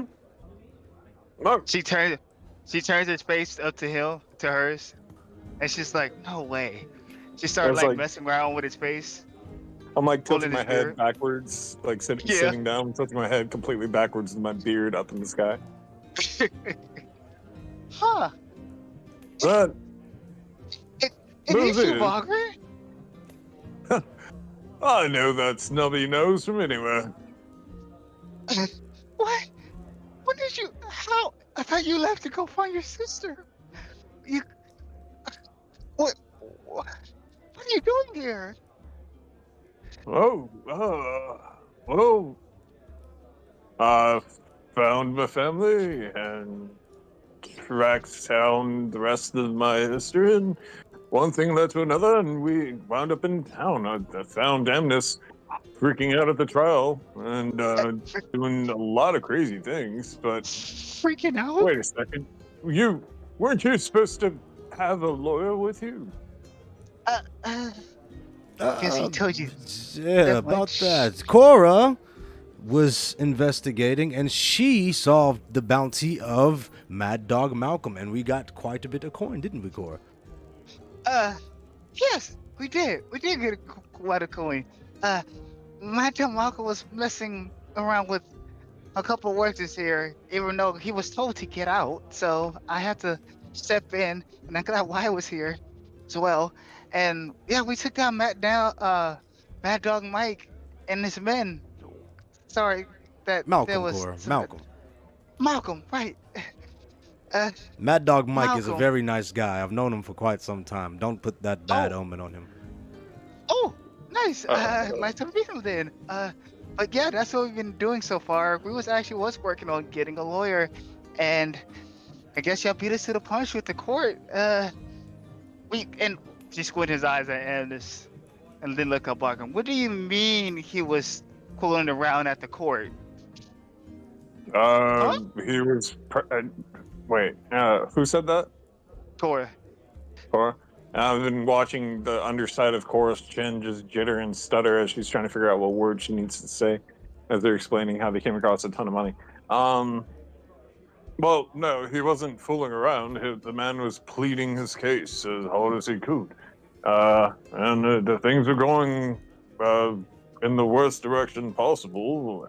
Lady Balin almost lost if it wasn't for his words about the gnomes almost overtaking the dwarves by capital and by the history of everything else. No, I simply helped the lad in his pleading.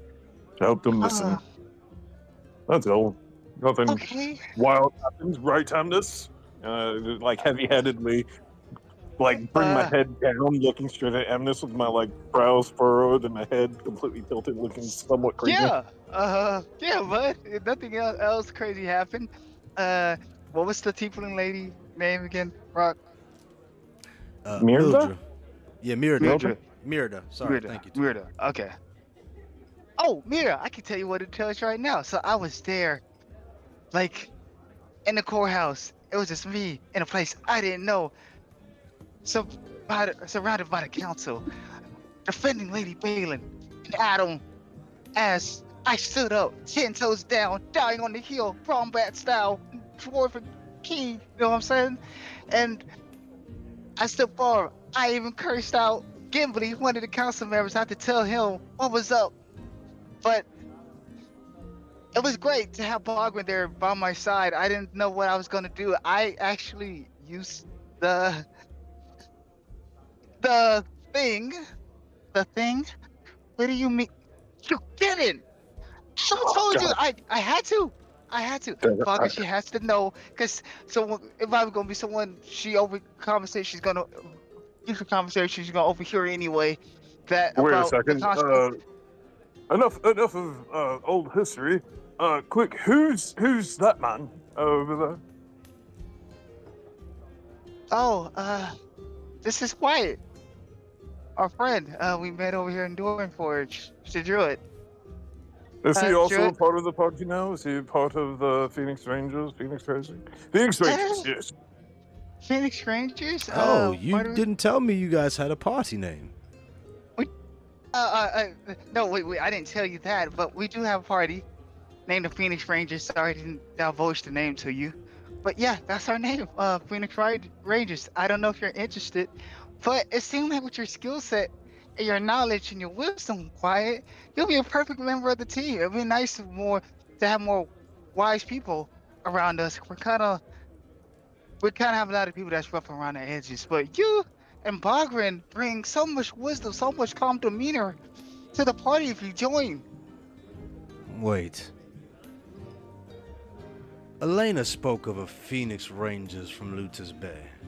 But you can't. You Elena? Mr. Wyatt, that's the end of that steps up. Who is Elena? And Ludus Bay? She's from Ludus Bay as well? She know of us? No, she's from the borough, but she spends her time in Lutus Bay. Her and her friend from the Canopy, Phelan, they frequent there. She was actually just saying she got back from there. Something about the Phoenix Rangers and What? Duke Ungi. Wow.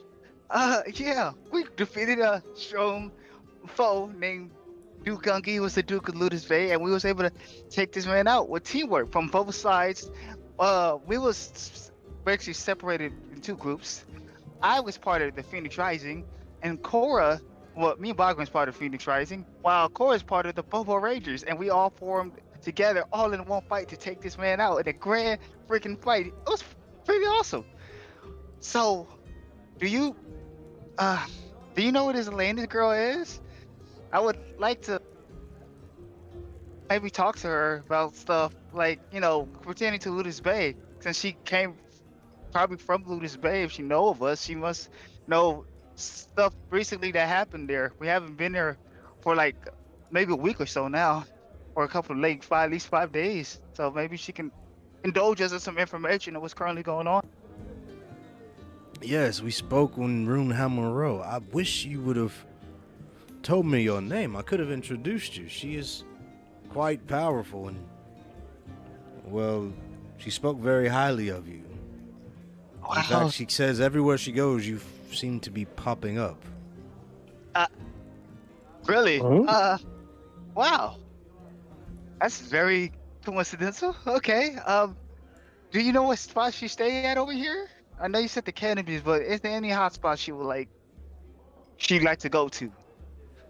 Well, I'm sure she's probably in Runehammer Row. That was when when I last saw her. She was at the tavern there. We could go check that out later. Nice. Yeah, we Great. should. Oh. How long has it been since we left Raza? It's been an hour. Oh, God, we left that kid alone so long. Oh, I guess we should go get. Okay. Wait, can I get some couple of drinks first? And it's really, we should focus on getting right. I know, but I'm thirsty. But I got the drink. What are you, a kid? No, but I'm thirsty. I want to know what kind of Dwarven Ale. Wait, is that Dwarven Ale, Miss Murja? It's quite tasty, but I think it's a bit strong for you, lad. You might want to take a sip of the other stuff. Sip? Oh, heck no. You're disrespecting my cred. What's George and Key? Drink with the best. As, okay, look where the flask is at. Miss Murja, may I? Oh, yes, of course. Please, please. More stories. More stories. You can drink all you want. Yeah. Oh my goodness. All right, cool. She starts drinking. Do I need to roll a check or anything? Watch this, Give me a Midra. Watch Constitution this. save. Okay. I'm scared now. There you go.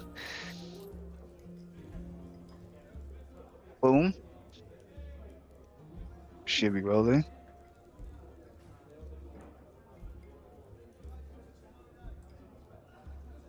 I don't. It was a wow. Yeah, so Amnes, you take one Uh-huh. gulp and you actually sort of lose your grip on the barrel. And so you start to like tumble backwards with the barrel still tilted in your mouth. And so the beer just keeps flowing. And instead of making a mess, instead of trying to make a fool of yourself because you just bigged yourself up about how you kicked ass at this trial and you did so much better than Cora did at her initial trial and you actually got the job done and just rubbed it in her face. You come out of that first drink as drunk as you were when y'all met at the Dirty Butt Tavern way back when in Luda's Bay.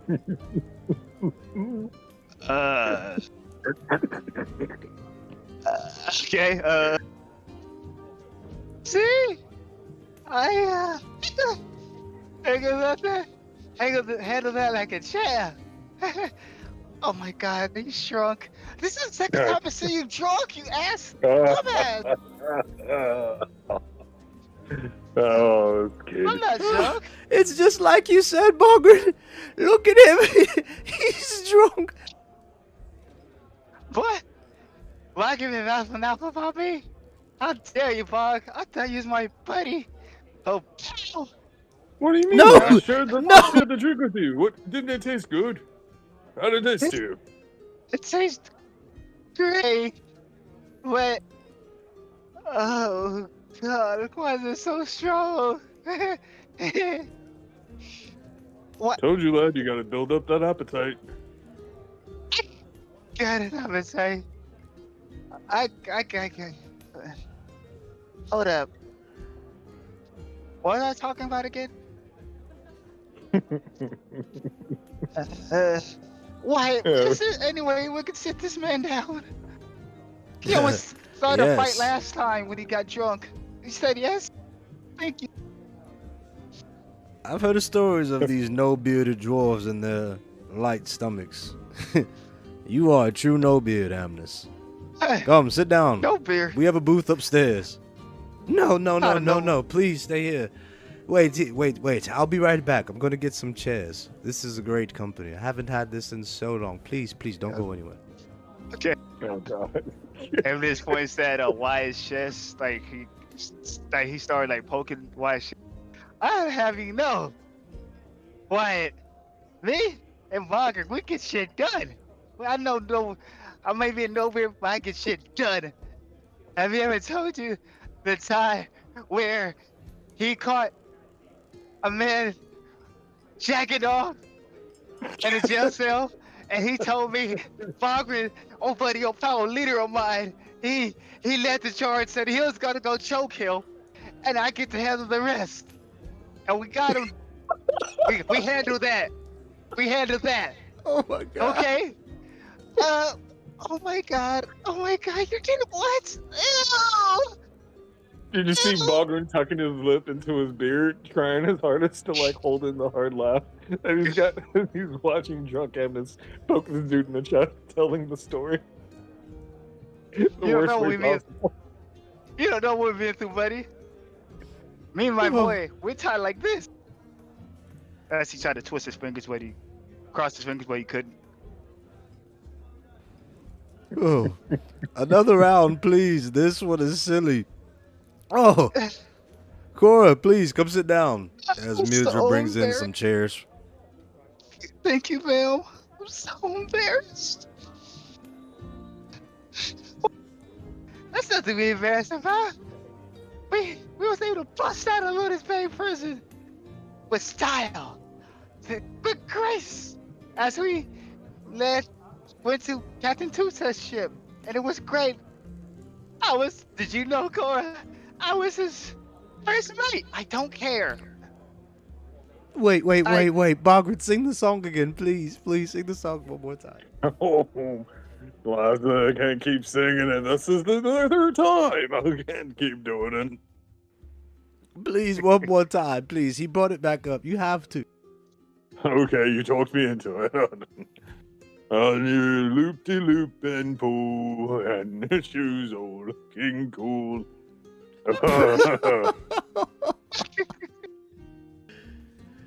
It's so Oh, good. Oh, I missed that so you all much. have been on some crazy, crazy, crazy adventures. Oh my god. Margaret, I'm sorry you had to deal with this idiot for so long. I don't know how my sister dealt with this guy. Well, what about you, Hey, Cora? Don't you have any stories? Oh, stories? I guess I have one. It was when I was in, uh, Barnabas Circus. I forgot what it was called. It was something, the name was very vulgar. It was something of an orgy, I think. Huh? You had a orgy? What? No! No, why? Is that what you think? It's not what you think. No. Hey, I don't That's- judge, especially here in Little Hell. Yes, here in No! Little Hell, we have plenty of orgies. It's What? perfectly natural, girl. Live your No! truth. I'm not like, I'm not trying to judge how y'all do things. I'm not like that. The circus was named after that, okay? I didn't go there, didn't have any of that, you know, that. So we was there at the circus. I was on the mission. I was currently looking for uh, messengers of chaos. It was my first mission out of. Messages of chaos. Huh? No, and she starts to get flustered. It's true. It was my first mission out of the Night Academy. So I was walking and traveling a bit, and I saw some horrific things back to there, like a lot of horrific actual people, innocent people. But I made my way to Barnabas Circus, and Barnabas was a nice guy, even though he scared the hell out of me and my friend Johan, who was there at the circus. Johan was actually a prisoner, and I helped freed him. And Barnabas went on this dazzling show. 4 monks fighting each other. I mean, all of them was Genazis, and I met this great fire Genasi. He was really cool. He was very strong, and I believe he was the winner. I think so. He was. Showed a great display of his fire ability. It was a thing to see, but still was kind of scared as heck since me and Johan was kind of strapped to a chair seeing all this. Ooh, strapped to a As- chair. Now it's getting good.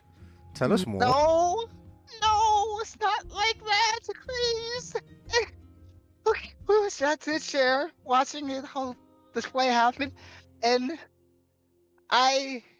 we saw a huge dragon, I believe. It was a white dragon, and it A ate Johan. huge dragon. Yes, tell us about the huge dragon, Cora. Yeah, Yes. it was okay.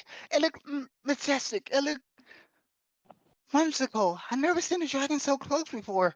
I only heard tales growing up with Uncle Paulo, and you know, some lessons, some history of monsters and species and everything like that. And the Night Academy. So I never got to see one up close. This one was huge.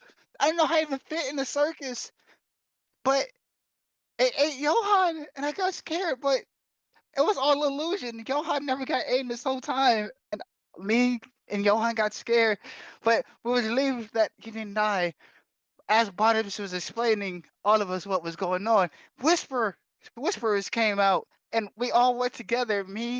Uh, me, uh, me, Johan, Barnabas, the fire genasi. I can't remember his name. Sorry, I can remember the top of my head. And Barnabas Shaw. His name is Darkin. He was the sweetest soul. He was he was just to say, "Hi, my name is Darkin," and he was very cute. It was a very sweet soul. Shame that Johan never responded to him.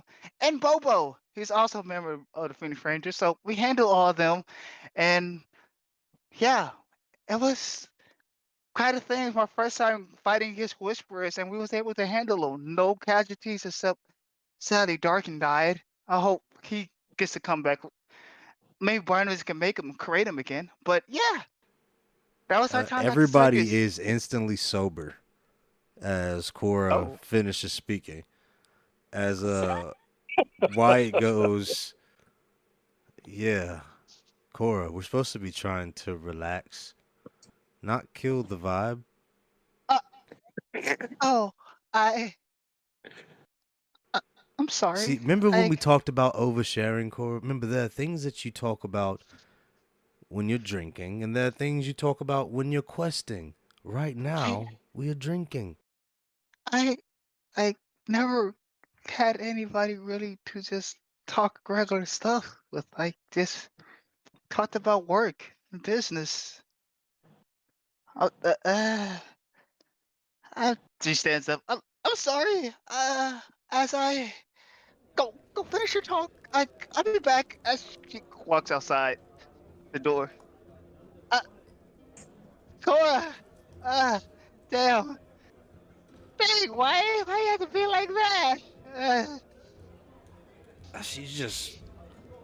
She's got to relax. She just kept going and going. And, I mean, was that her life story? Or am I right? Am I right? I, hey, she spilled your Well, guts out to you, man. Relax. I, she, she doesn't really know how to talk to people about other stuff. I'm sorry, in her speed, but it's like you said, she doesn't know how to relax. So, uh, oh, Balkan, please finish. I'm sorry, my head is killing me. no, you're fine. Cora, don't worry. It's not that bad. It just takes some people skills. You'll get that along the road.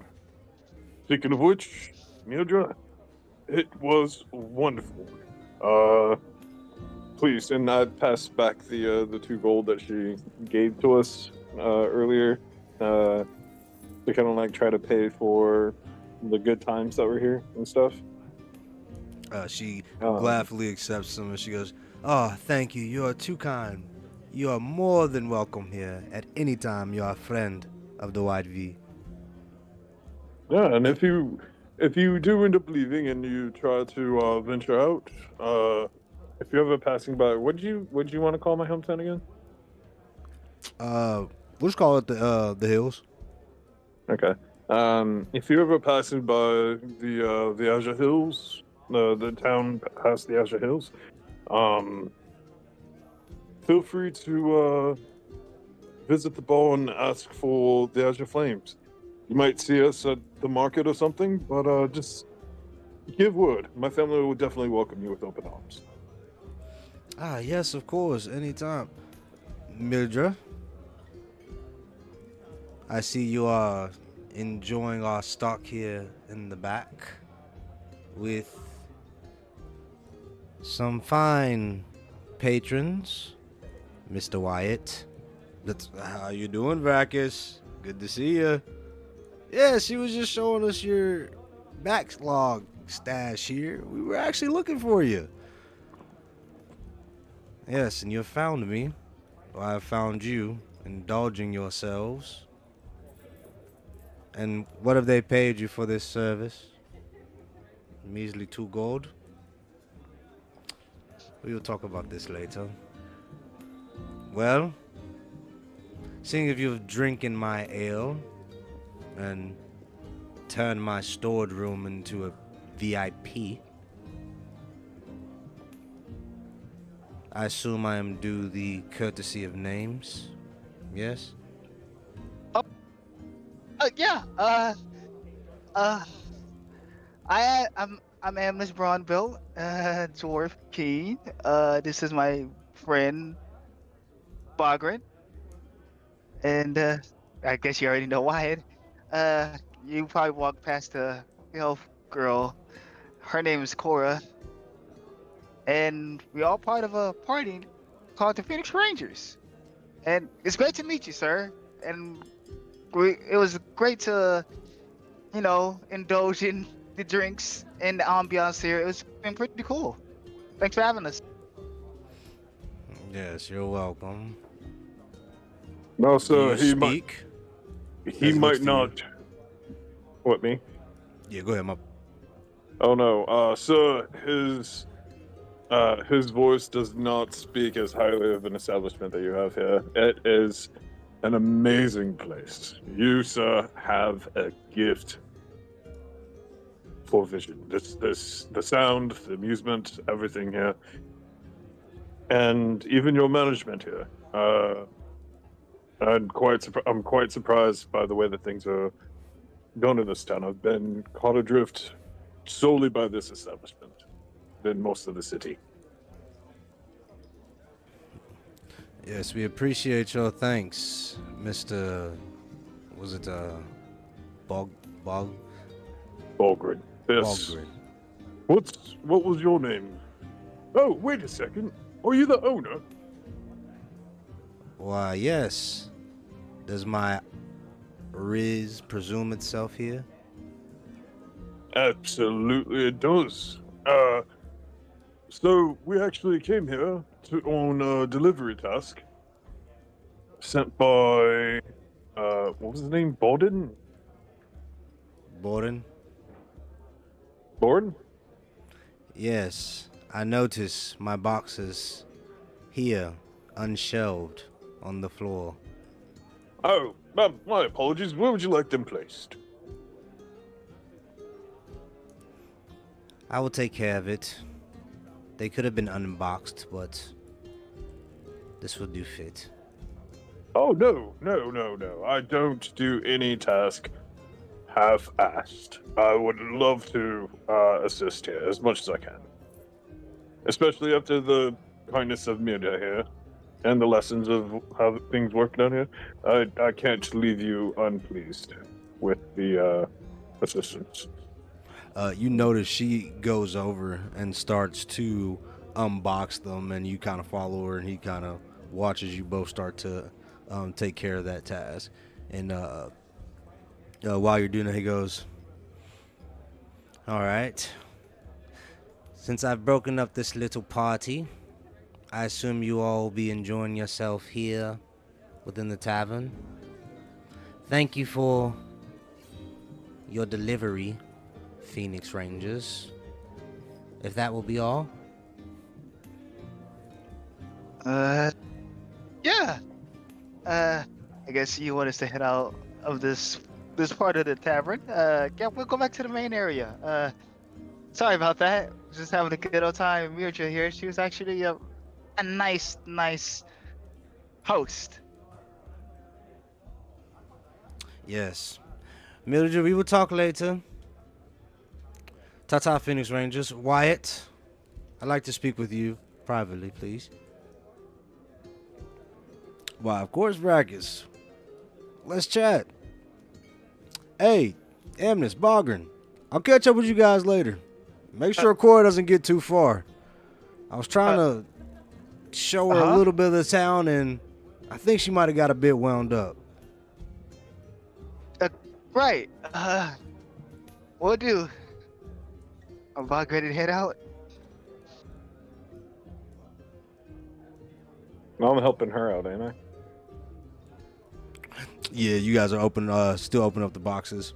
So you guys spend some time getting those things out, and as you open them up, do you want to roll a perception check? Okay. Super cool.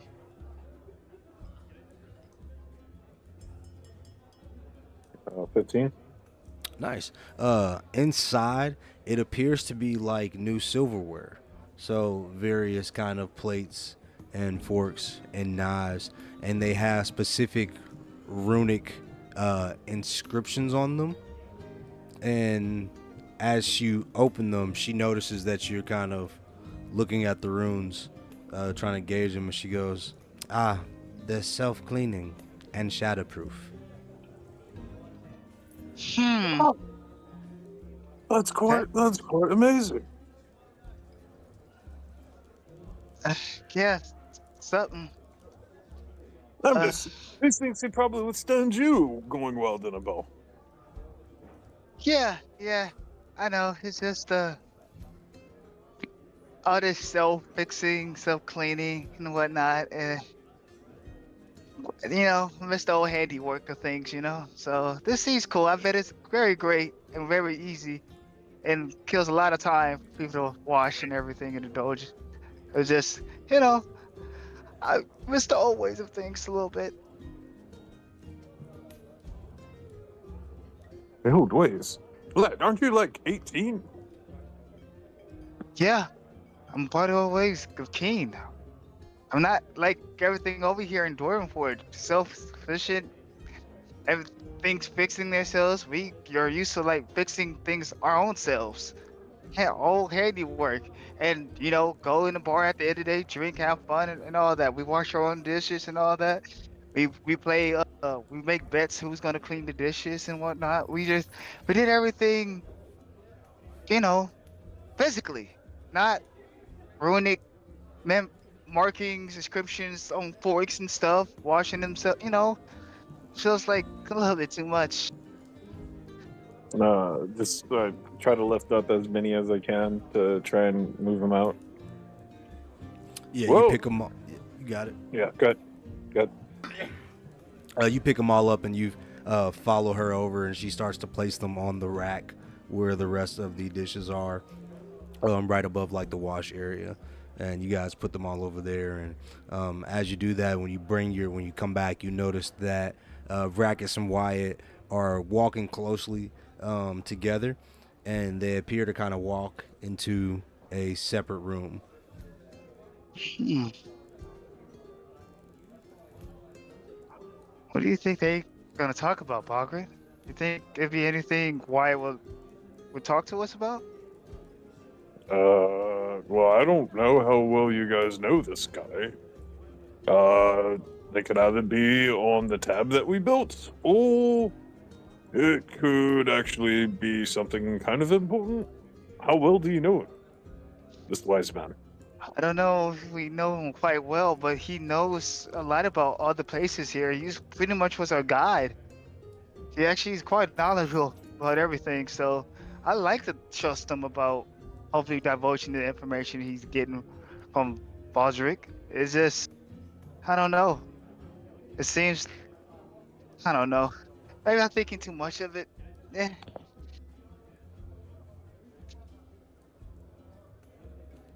But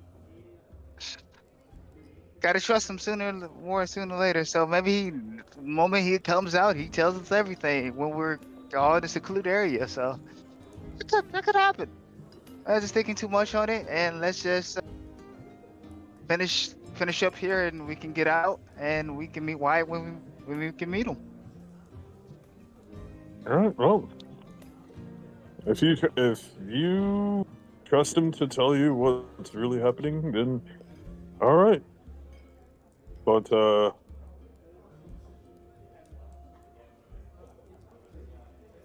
while you, never mind. It's fine.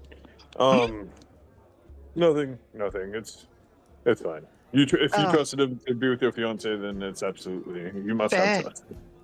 eh. I have little trust, at least in that department. Out there, I seen him drinking wine with her just fairly pretty close on that part, but I'd rather not have her yell at me, really. So it is what it is on that part. I mean, if that's their way, if his way of mingling is like that, then that's fine. He's just continuously like stacking everything, shaking my head, like this lad. Yeah, about 10 minutes passes, and you guys have unpacked everything and placed everything up. And at this point, you're waiting, and you appear to still be waiting. What would you guys like to do? Um, I'm gonna go head out, Bagrin, to see what Cora's up to. You wanna stay there? It's cool, or you wanna come out and see what the ambience? Go back into the crazy ambience. We can do that as well together. now ask Mildred to try and take me down to wherever I can try to find, or ask her if there's like anything here, for sale or something like that that we can like take off. I don't want to. I feel like we have to leave as like patrons now, rather than just delivery boys that got a sneak peek at the goods in the back. Yeah, you want to try to buy something from her? Yeah. Go ahead and roll me persuasion with advantage. Boom, boom, boom, boom.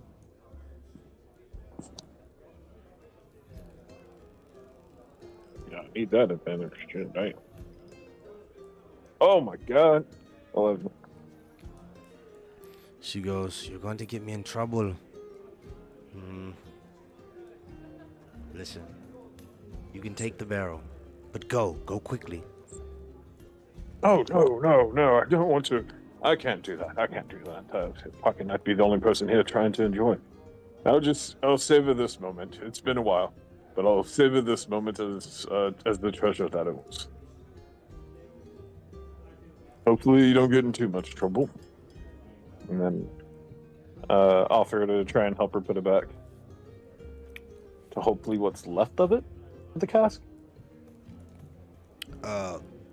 She goes, "No, it's fine. I can put it back. Please go before they return."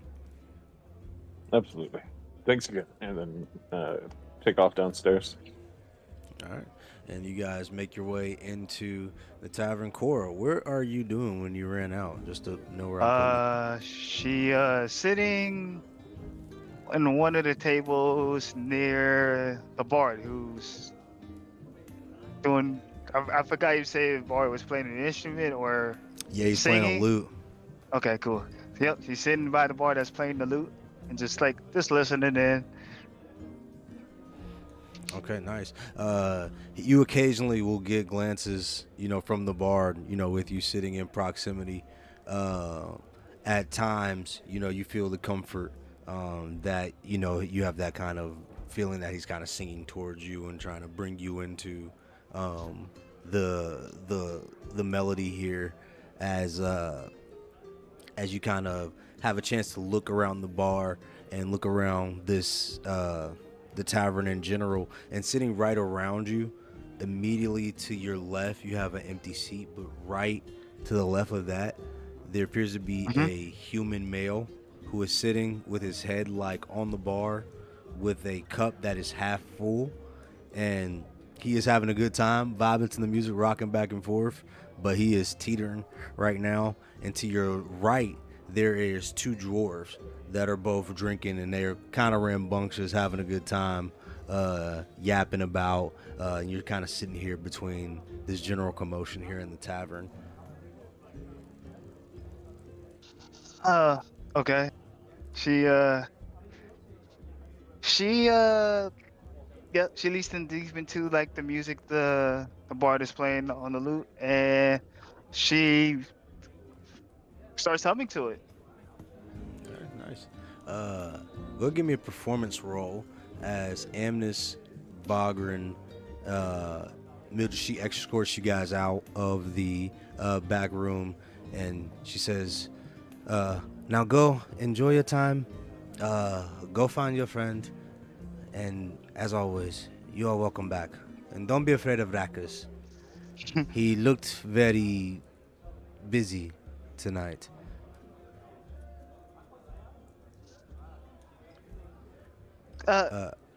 Right. No worries. I bet he's been stressed, probably super busy night. Sorry for almost getting you in trouble, or if you are in trouble, sorry for getting you in trouble, miss. You've been a great host to us, and we definitely would like to come here again and see you. Can tell you more good tales from both of us. You're always welcome. As you guys make your way out of the back room, you exit out into the greater tavern. You guys can make a perception roll in general. Everything in here is flowing the same way. The people in here are enjoying themselves, drinking, various races of all kinds, hanging out. Okay, dokie. Cora, with that performance, you catch the tune great. In fact, your humming and the fact that you are vibing here, right here in front of the bard, is getting him even more worked up, and so he starts to catch a vibe. And now you guys are all here, in this front area, kind of all really rocking out and tuning together as you take a moment to really lock in and enjoy the scenery. Amnes, as you run out, the first thing you notice is Cora is up in front of the bard having a great time. Bogren, yours is still thinking, but with Amnes's perception, you both kind of see her sit, up at the front. Cora. Wow, she's having a great time, Bogren. maybe she calmed down from what Wyatt said.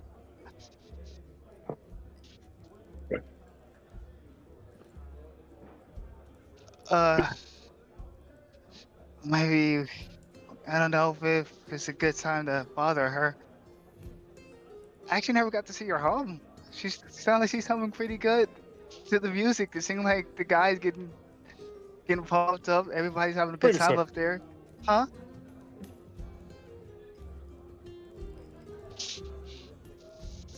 What is?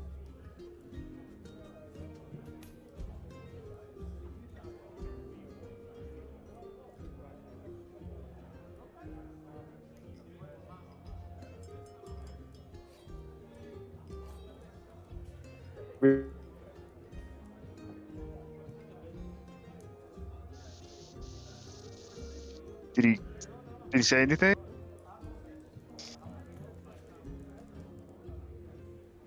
Bogger.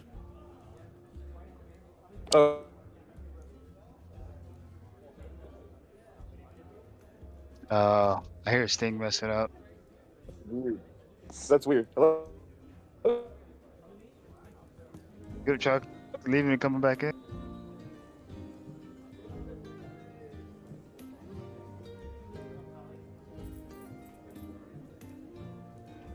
Well, As you Fix is guys dead? Yeah. walk Anna's in, just you like, yeah. yeah, I was just gonna say, Anna's like not trying to bother Cora. She's just like enjoying the distance from afar. She humming to the music, singing like she's having a good time. So she sits like at least to like the nearest table near her, just making sure everything's on the up and up, making sure she's okay, safe, nothing going on. Can you hear me now? Yeah. Yes, we can. It has now been Oh. 2 hours since you guys left Rise, by the way. Okay. Bogren takes a glint at the direction that she was at compared to everything.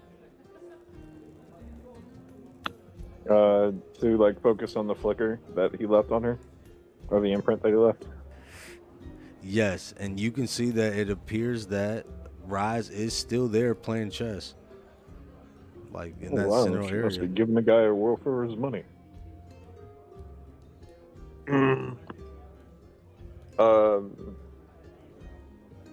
Yeah, we've got to get going. Weird. Are we supposed to be finding the Are we supposed to be finding that lawyer friend or whatever to let them know that the contract's canceled and they're no longer needed and yada yada? To find that Oh, he's- Raza Daza? Oh, you talking about Boren? Oh, yeah, I guess we can't go back to him and tell him like the deal is done. We gave him Valshik the supplies he needed. I guess you can do that, and therefore she get Rise before anything bad happens to him. No, no, but what about Core and the Wise Men guy? Like, didn't they find somebody and they're about to head to the courthouse? Oh no, that's all done now, buddy. The courthouse is done. Remember? There's no reason No, for them to go. What about the lawyer that they sent? They don't need him anymore since the trial's done. Oh, okay. Yeah, I think we're good here. I think we're just gonna be waiting for Wyatt whenever he's ready to come talk to us. So, All you right, can- well, should we leave now or should we wait for the Wise Men? I can wait here for the wise man with Cora. It seems like she's having a good time. Don't want to ruin it. Can you bring Rise over here? Oh, sure, but what about Balky and Scratchy? Should I tell them to just wait for you and your friends? Oh, I forgot. He was waiting for it. You say you didn't trust those guys, so you probably won't trust them by yourself too.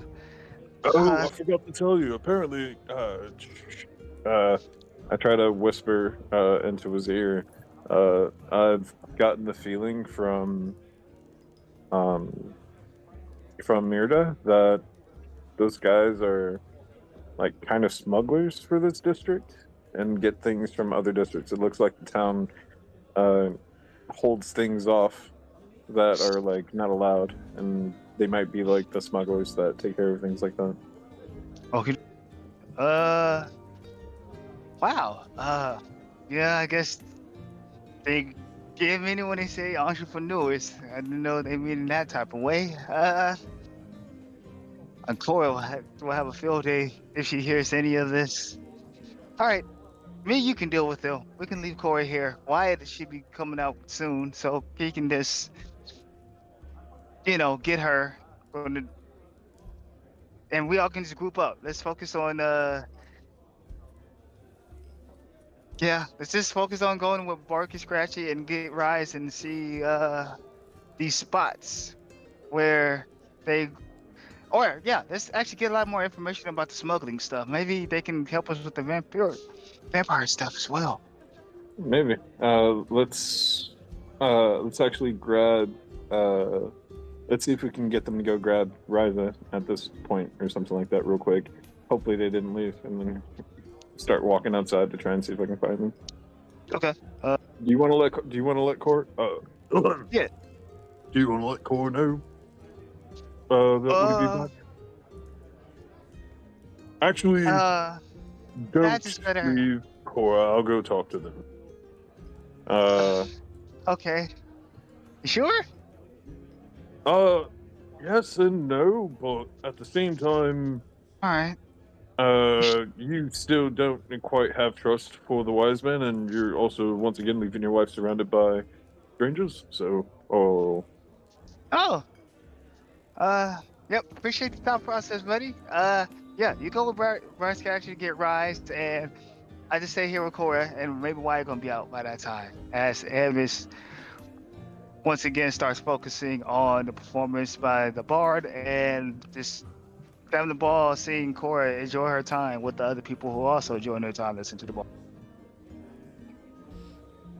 Okay, so as you join in with them up front, Bogran, you make your way outside, and as you come outside, you don't come out to both Scratchy and Barky, but Barky is there, and he's kind of sitting on a box outside, just kicking his feet up, and it looks like he has something in between his fingers that is giving off some smoke. Hey, oh, hi there, Bulky. Or was it Scratchy? Really, mate? It's been 2 hours. Sorry about that. I'm sorry about that. The Muta inside was speaking highly of you guys, and we got lost in the conversation. A lot of stuff was happening in there. Wait, where'd your friend go? Yeah, remember we had something we had to do. So he went to go take care of it while I hold up for you boys. I didn't think I'd be waiting 2 hours, but here we are. I'm really sorry about that. Did you... this is terrible. I was planning on going to pick up a friend. Or, before we went off to go and help you guys out, or at least join you on your job. I'm really sorry about that. Nah, no problem, man. Actually, I'd much rather go out tonight with you boys than go take care of that business. So here we are. So are we gonna go see the town or not? Or your friend, right? Let's go get him? Yeah, she's actually Her? out at She? the slums. Yes, I believe it's a she. You believe or Maybe you know? it's a boy. I still haven't figured it out yet. Okay, so we're looking for a boy, maybe a girl, that's your friend in Little Hell. But I've still quite learning the situation here myself. Just kind of Understood. regathered along with everything. Do you know what they look like? Oh, absolutely. Actually, we left them down, what was it, by the slums? All right. Back to the slums. I'll follow your lead. And so we just start trying to follow the pathway back and following the glint back to where we left Raza. Yeah, as you guys make your way back to the entrance of the slum, as you look over, following that glint, you do see Raza there, locked into a extravagant match with the old man here. There is a crowd that is gathered around, and everybody is watching every single placement. Both players are playing at a very, very high level. Raza, can you give me an intelligence roll here? Okie dokie. Dang it. That's a 5. All right, as you misplay, Slova goes, oh, see, you've come so far, yet you come so short. I take your dragon. And the crowd goes, oh my God. And he places his piece, taking your dragon. Bargain, you walk into a huge commotion surrounding this dragon chess game. What would you like to do? Yeah, she's been at it quite some time. Look at the crowd. That's the kid I was talking about right there. Oh, this is quite a rabble here. Don't see them get this rowdy here out this far. Chess must be really big amongst the old folk. Hey man, with this kid, it looks like she's giving him a run for his money. Is that old man Slovin? That Sullivan? is. Yes, Oh, what did he you know say his him. name was? Do I remember what he called himself, or if he called himself anything? Yeah, go ahead and roll a history check.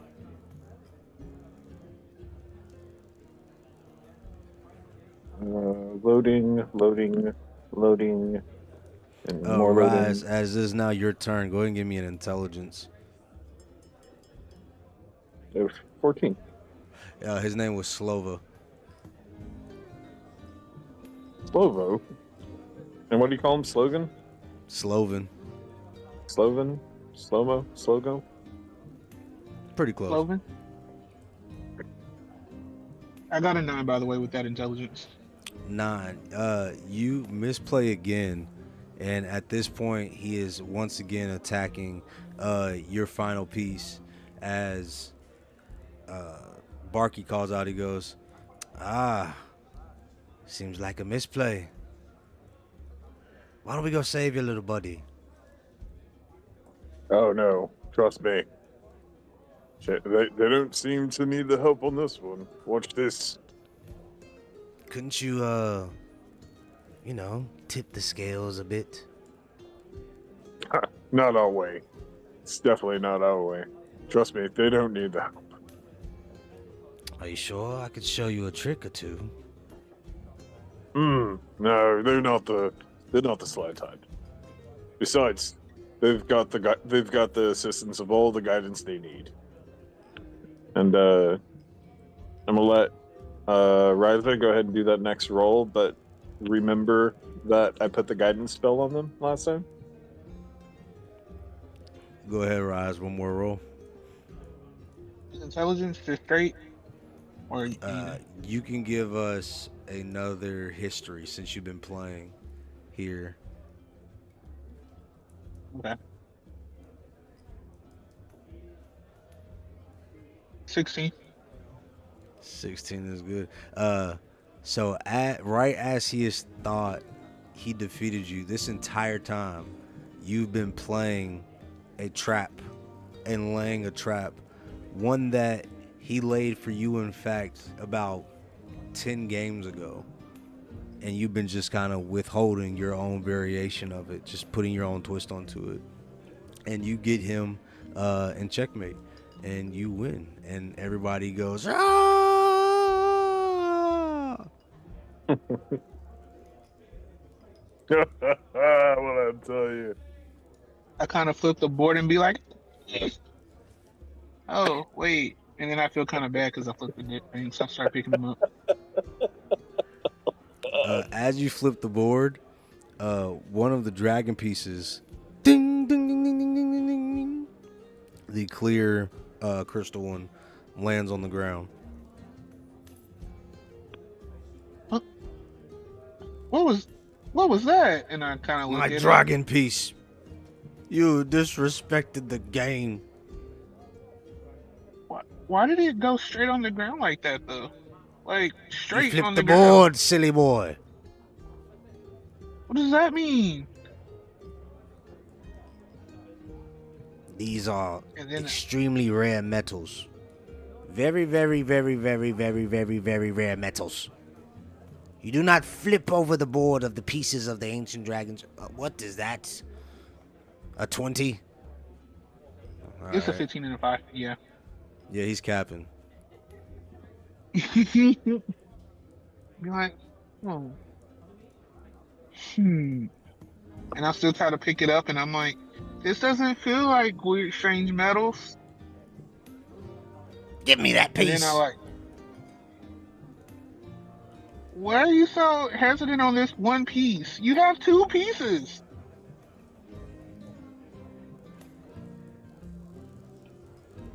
Give him the piece. Give him the piece. As people are calling for him to give up his dragon piece to you, as you have bested him here, he goes, fine, take it. And I'm like, I don't want it. I just want to know what's so important about it. It's all that I have. This chest, Oh. this hut, this table, these pieces. This is everything that I own. This is my life. And you ruined it. Oh, Wendy? Oh.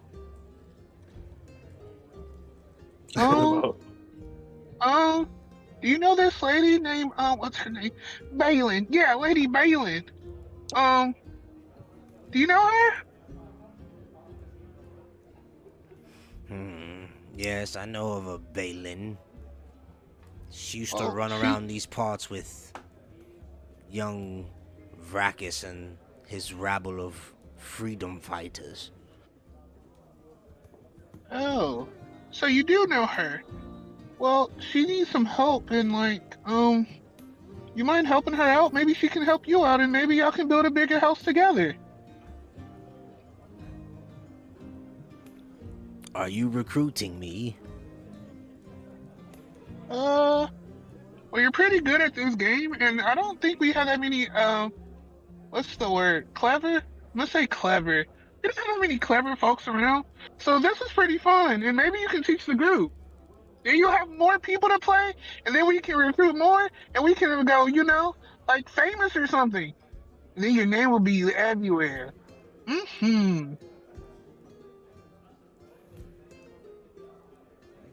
What do you say? And I put will my hand join out. you on this quest, young Master Rise. You are a formidable opponent, but on one condition. Uh-huh. What's the condition? We must play dragon chess once a day, every day.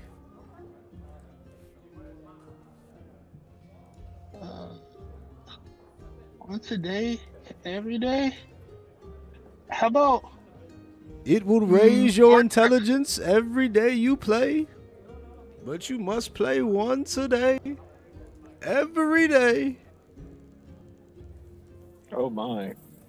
every day? Does it have to be with you every day, or is it like every day I just gotta play? With me for 1 week, I will train you in the way, and then you can train others. Okay, deal.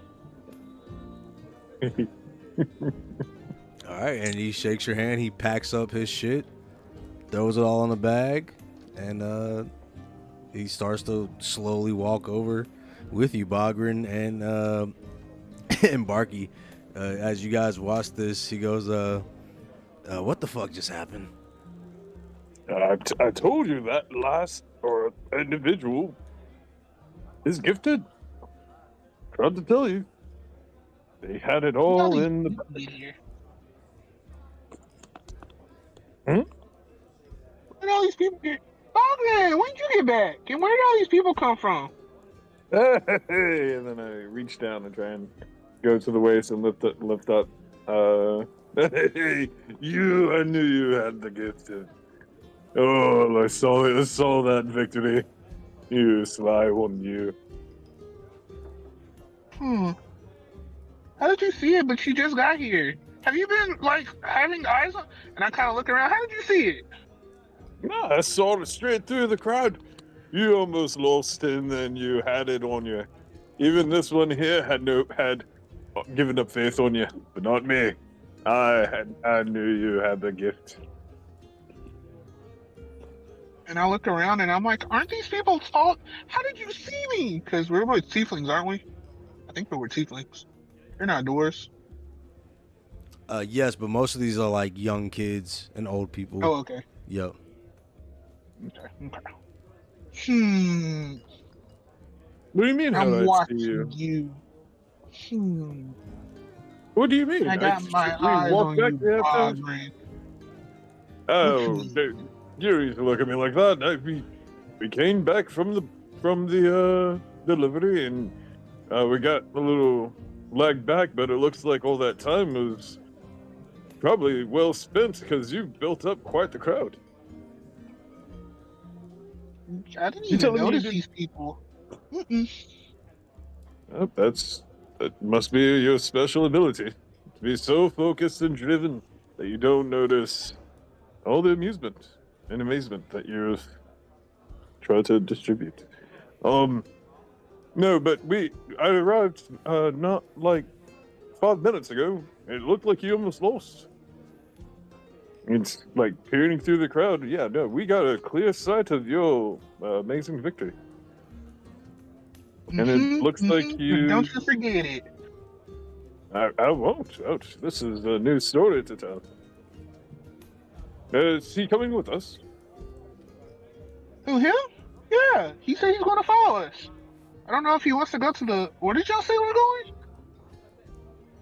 Oh, that reminds me. We have to go to meet up with. We have to go back and meet up with.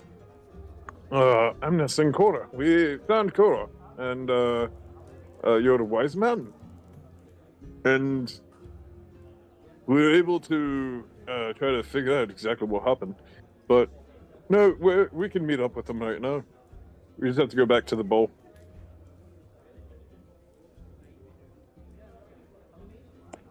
I only did that insight because I'm like, who's wise man? And I'm just assuming it's Wyatt. Yeah, he said Wyatt. Oh, Mr. Wyatt, so you found them. Were they still at the spa, or were they somewhere different this time?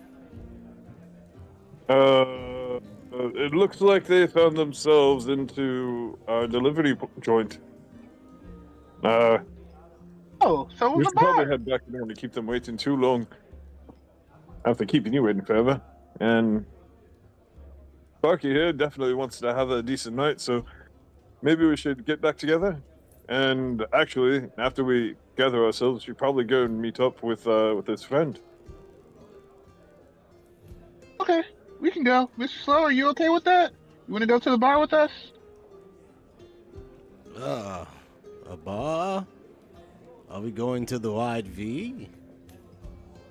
Yes, it I is. think that's what Mr. B called it. Is it still the YV or is it somewhere else? It's still the Wide V, I believe. Okay, well, I guess it's that place, Mr. Slow. Did y'all make the deliveries, by the way? Yeah, we did. We actually made the delivery quite well. We still have to go and claim everything that was done, but it's kind of seeming like we're just in a loop here. We accepted the task so we can use the portal to go and catch up with Korra, and now that we caught up with Korra before the quest was over, it kind of seems redundant to go and complete the task. Huh. And I hear him say that, and I kind of scurry through. And I'm like, wait, did you make them sign a piece of paper or anything saying they did it? No, actually, don't you need the signature for the completed delivery? Y'all didn't get a signature for a delivery? How do you know if they got it then? That's a very valid point. You are very smart. Well, Would you Now like we to gotta go go back and then come back over here to go give them back the letter that we got the delivery from the letter. Y'all are doing too many deliveries for one delivery.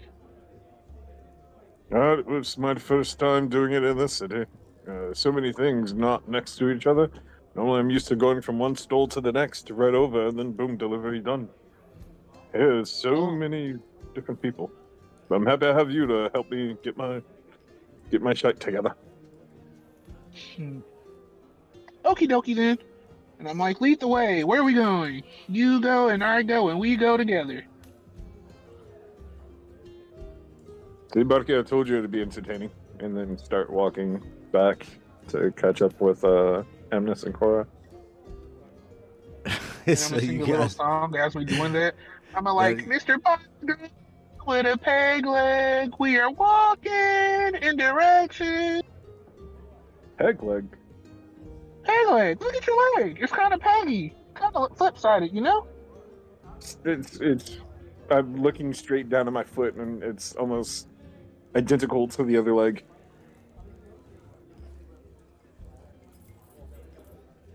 I'm like, I know there's a hole in my boot, but I'd like to think There's a my hole in your good boot foot too? is as good as my bad one. But you don't hear the clank, clink, clink, clink, clink, clank, clank. Oh, Peg in the here. ground. That's Mhm. it's just heavy. It's Oh, just heavy. okay. Well, we can work on that. We can make you soft lead bogger then.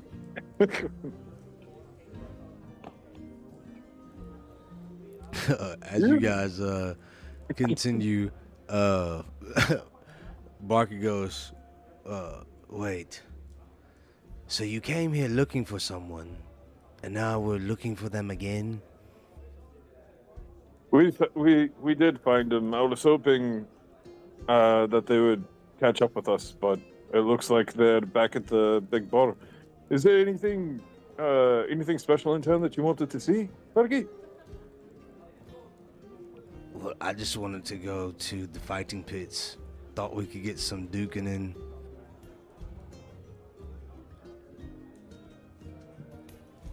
Oh, shit. Y'all have fighting pits? Where are they? I want to fight. I want to tussle. Who am I boxing? I can't go I'm to trying to look fighting like a kid, pits. just- I refuse to go to the pits. My body cannot take another beating. I prefer to battle with my brain. Oh, they have older people fighting? That's not cool. You can't take my body. I don't want it. I don't want it at all. Why would I take your body? Do they force everyone to fight in the fighting pits, or do they have seats for viewers? Now that we are party, we must all fight together. Oh, we can. They will force me into the throw you in pits. that. I Huh? cannot throw you in the Fight pits. So together? I can't And do I just that. looked at him funny, like, huh? He's doing like calculations in his head because it's not understanding. I will throw a dragon chess piece if I must, but I prefer to keep my pieces close.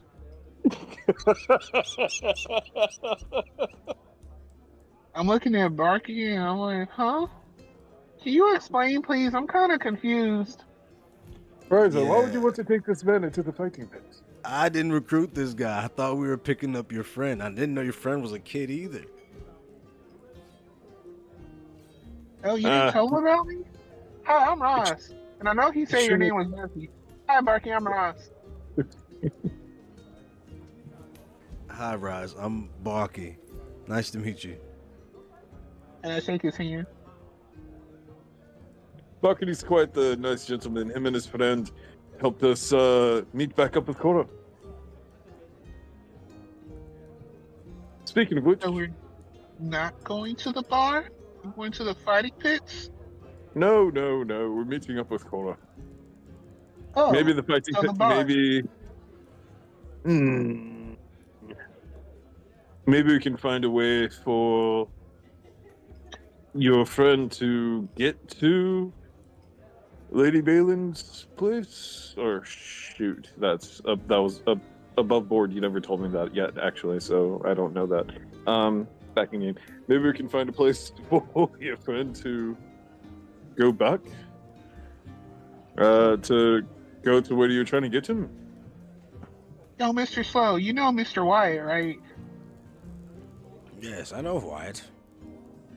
Okay, so Wyatt's at the bar thingy that he's talking about. Just go find Wyatt and he'll show you exactly where to go. I want to go to the fighting club thingy. And I'll turn around Are and we look at splitting Bogdan the and be like, party? next. Why No, are we you're splitting? finding the You other should members of never the party. split the party. It could be dangerous. We need to be at our full strength at all times. This is why we must play dragon chess once a day, every day, to raise your intelligence. It's I'm looking not at wrong. Bogdan and I just start smiling, but it's like a grimace smile. And then I slowly turn around and I'm like, you're going to look for the other party members at the bar. It's not a split, it's a finding.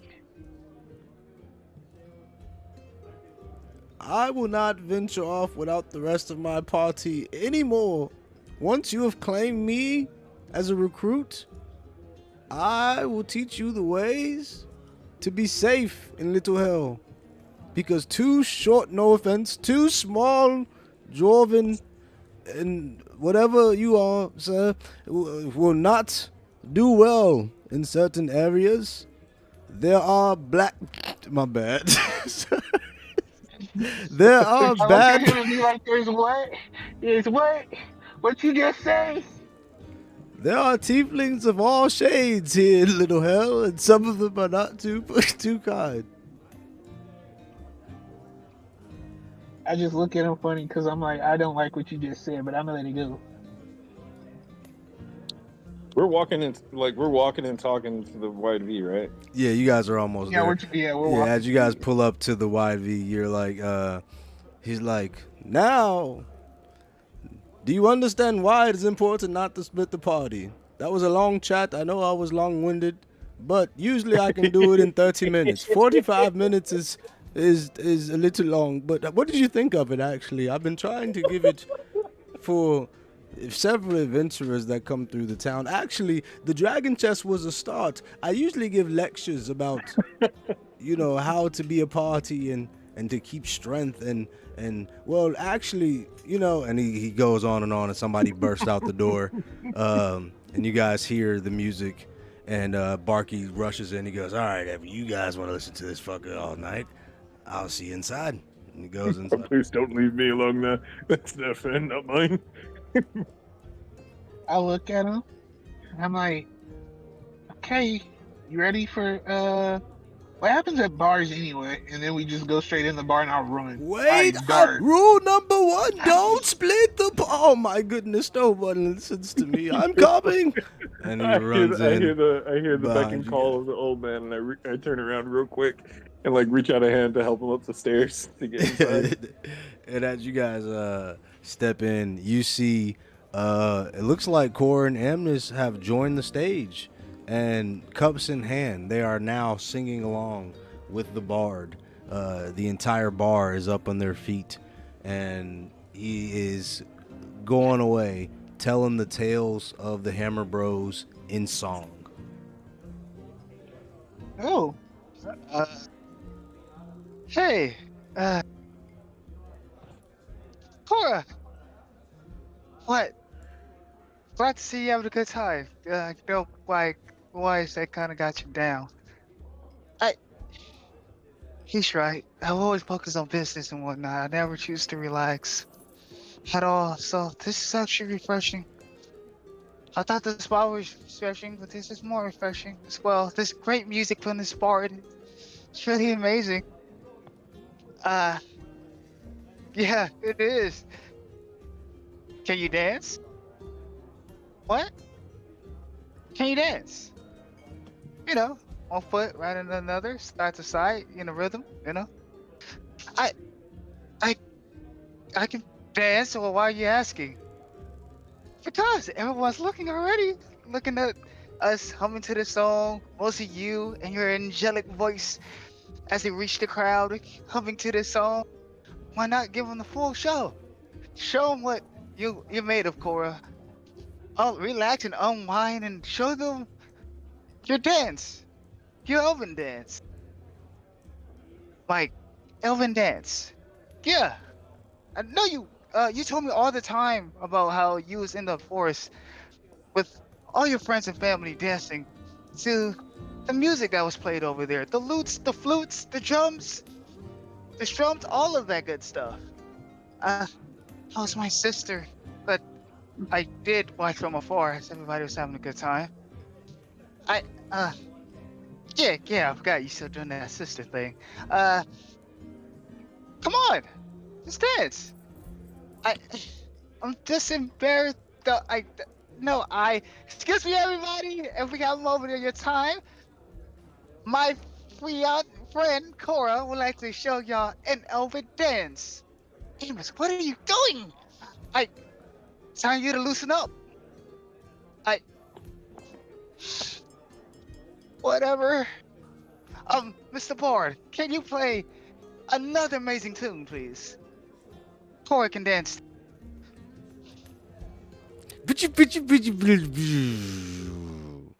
As he starts to scratch his lute and he turns on What? What is this? Hey, this is cool. 50 gold, 50 gold. Come on, get on the table. Cora, okay. As she gets on the table, nervous. Come on, gold, 15 gold. As I roll the performance check. oh my god.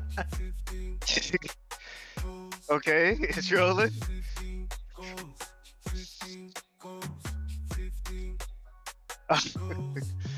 She rolls a 10. That's okay. So with that 10, Cora starts to do her elven dance and completely ignoring the rhythm of the song that's being played. She is within her own headspace, kind of going into this, which I'll let you describe, this dance. And as they do so, they start to switch up the tune to be more fitting of what she is, how she is dancing.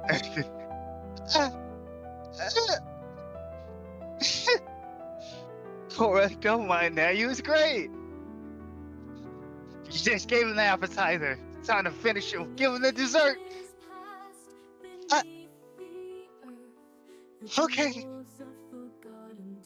As she takes a deep breath, she starts to visualize looking at Zaya from afar in the forest when Zaya would dance with her mom and her friends and the rest of her family, as she wasn't able to dance with them or anything because her mom always kept them from afar because circumstances. So she takes a deep breath and tries to mirror Zaya's movements as she starts to dance. All right, go ahead and give me a performance check. As at this time, Bagran, Rise, and company, you guys step in to the tavern, and you see Cora on the table twirling in almost a hypnotic swirl. She oh, go ahead, Lo. Oh, she looks like she's having fun about it. And I want to like kind of join, so I kind of want to do a performance, but dang, I got an 8, but I wanted to do like fireflies in the air to help her dance better. Okay. What we'll say is that on this next roll, you are going to give her some sort of advantage, like with the fireflies and lighting.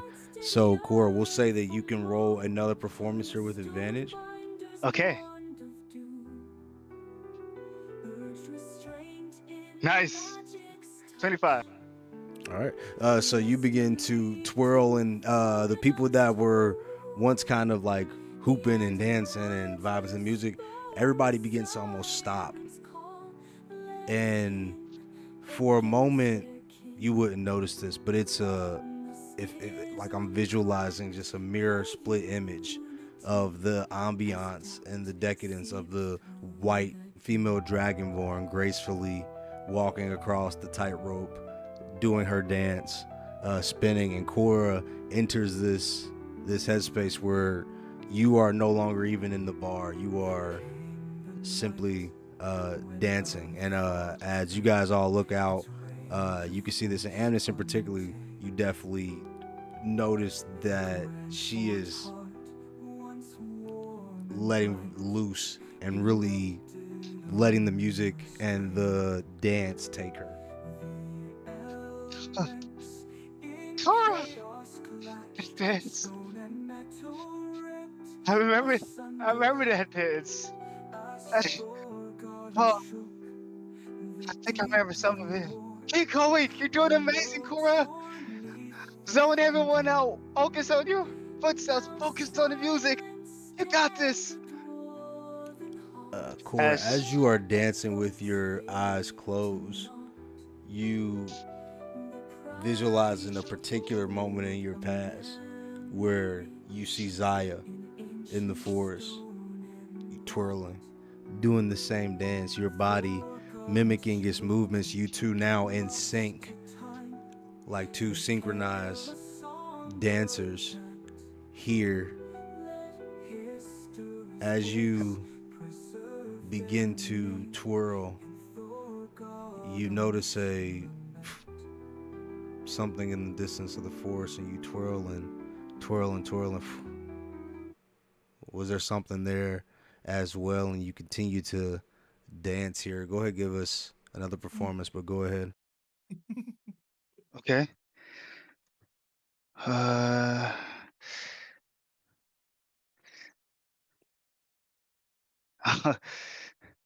That's an 8. Can I still get it on the finish? I get the 25, so.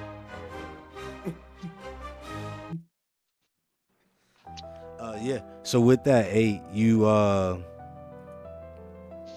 as you start to feel your focus begin to be broken by this something about this memory is off. You stumble for a second, but that stumble almost invigorates you to begin to dance faster and faster and faster and twirl faster, and the pace begins to start to outpace the music for a moment, and now you are almost in double time with the regular pace of the rhythm. And everyone here, you guys notice that her speed begins to increase, and she almost begins to dance more erratic. What was once like a graceful ballet almost becomes a furious movements more exaggerated and profound.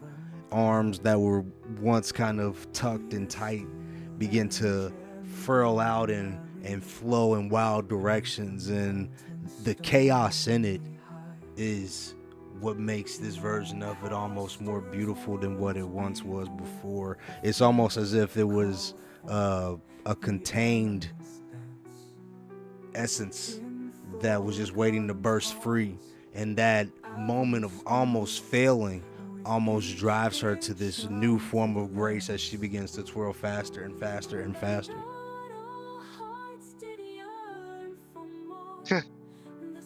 Cora.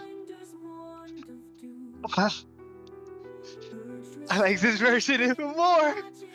This is your dance. This is your version.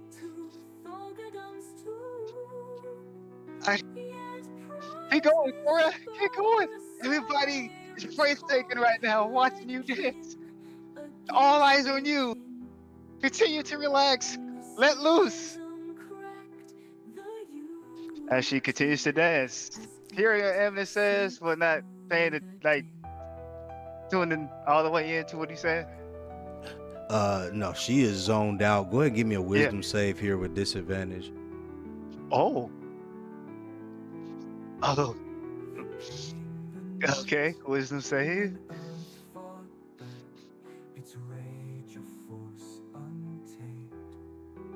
That was 17. The next one.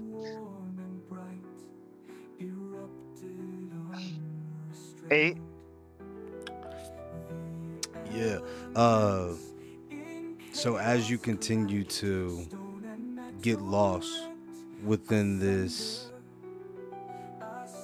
inner vision of this fleeting memory, you start to have flashbacks. The stables outside the Dirty Butt Tavern with Duke Ungi's lance stabbing into your chest. The ruins of Thorgadom. Going through the loot with your party, searching for King Durin's pickaxe with all of a sudden a flash and a blackness takes over.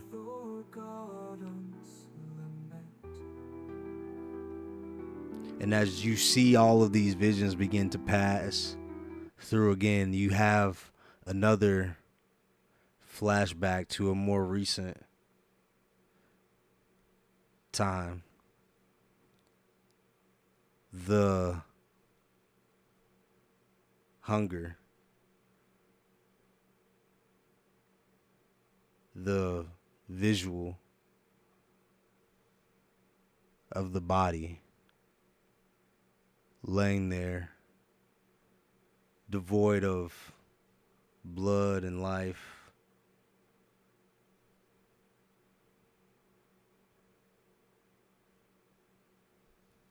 And you start to feel a tug, an inner conflict, something deep within your bones, deep within your blood. And that's where we're in tonight's session. We will pick up in a week or so. Thank you, everybody.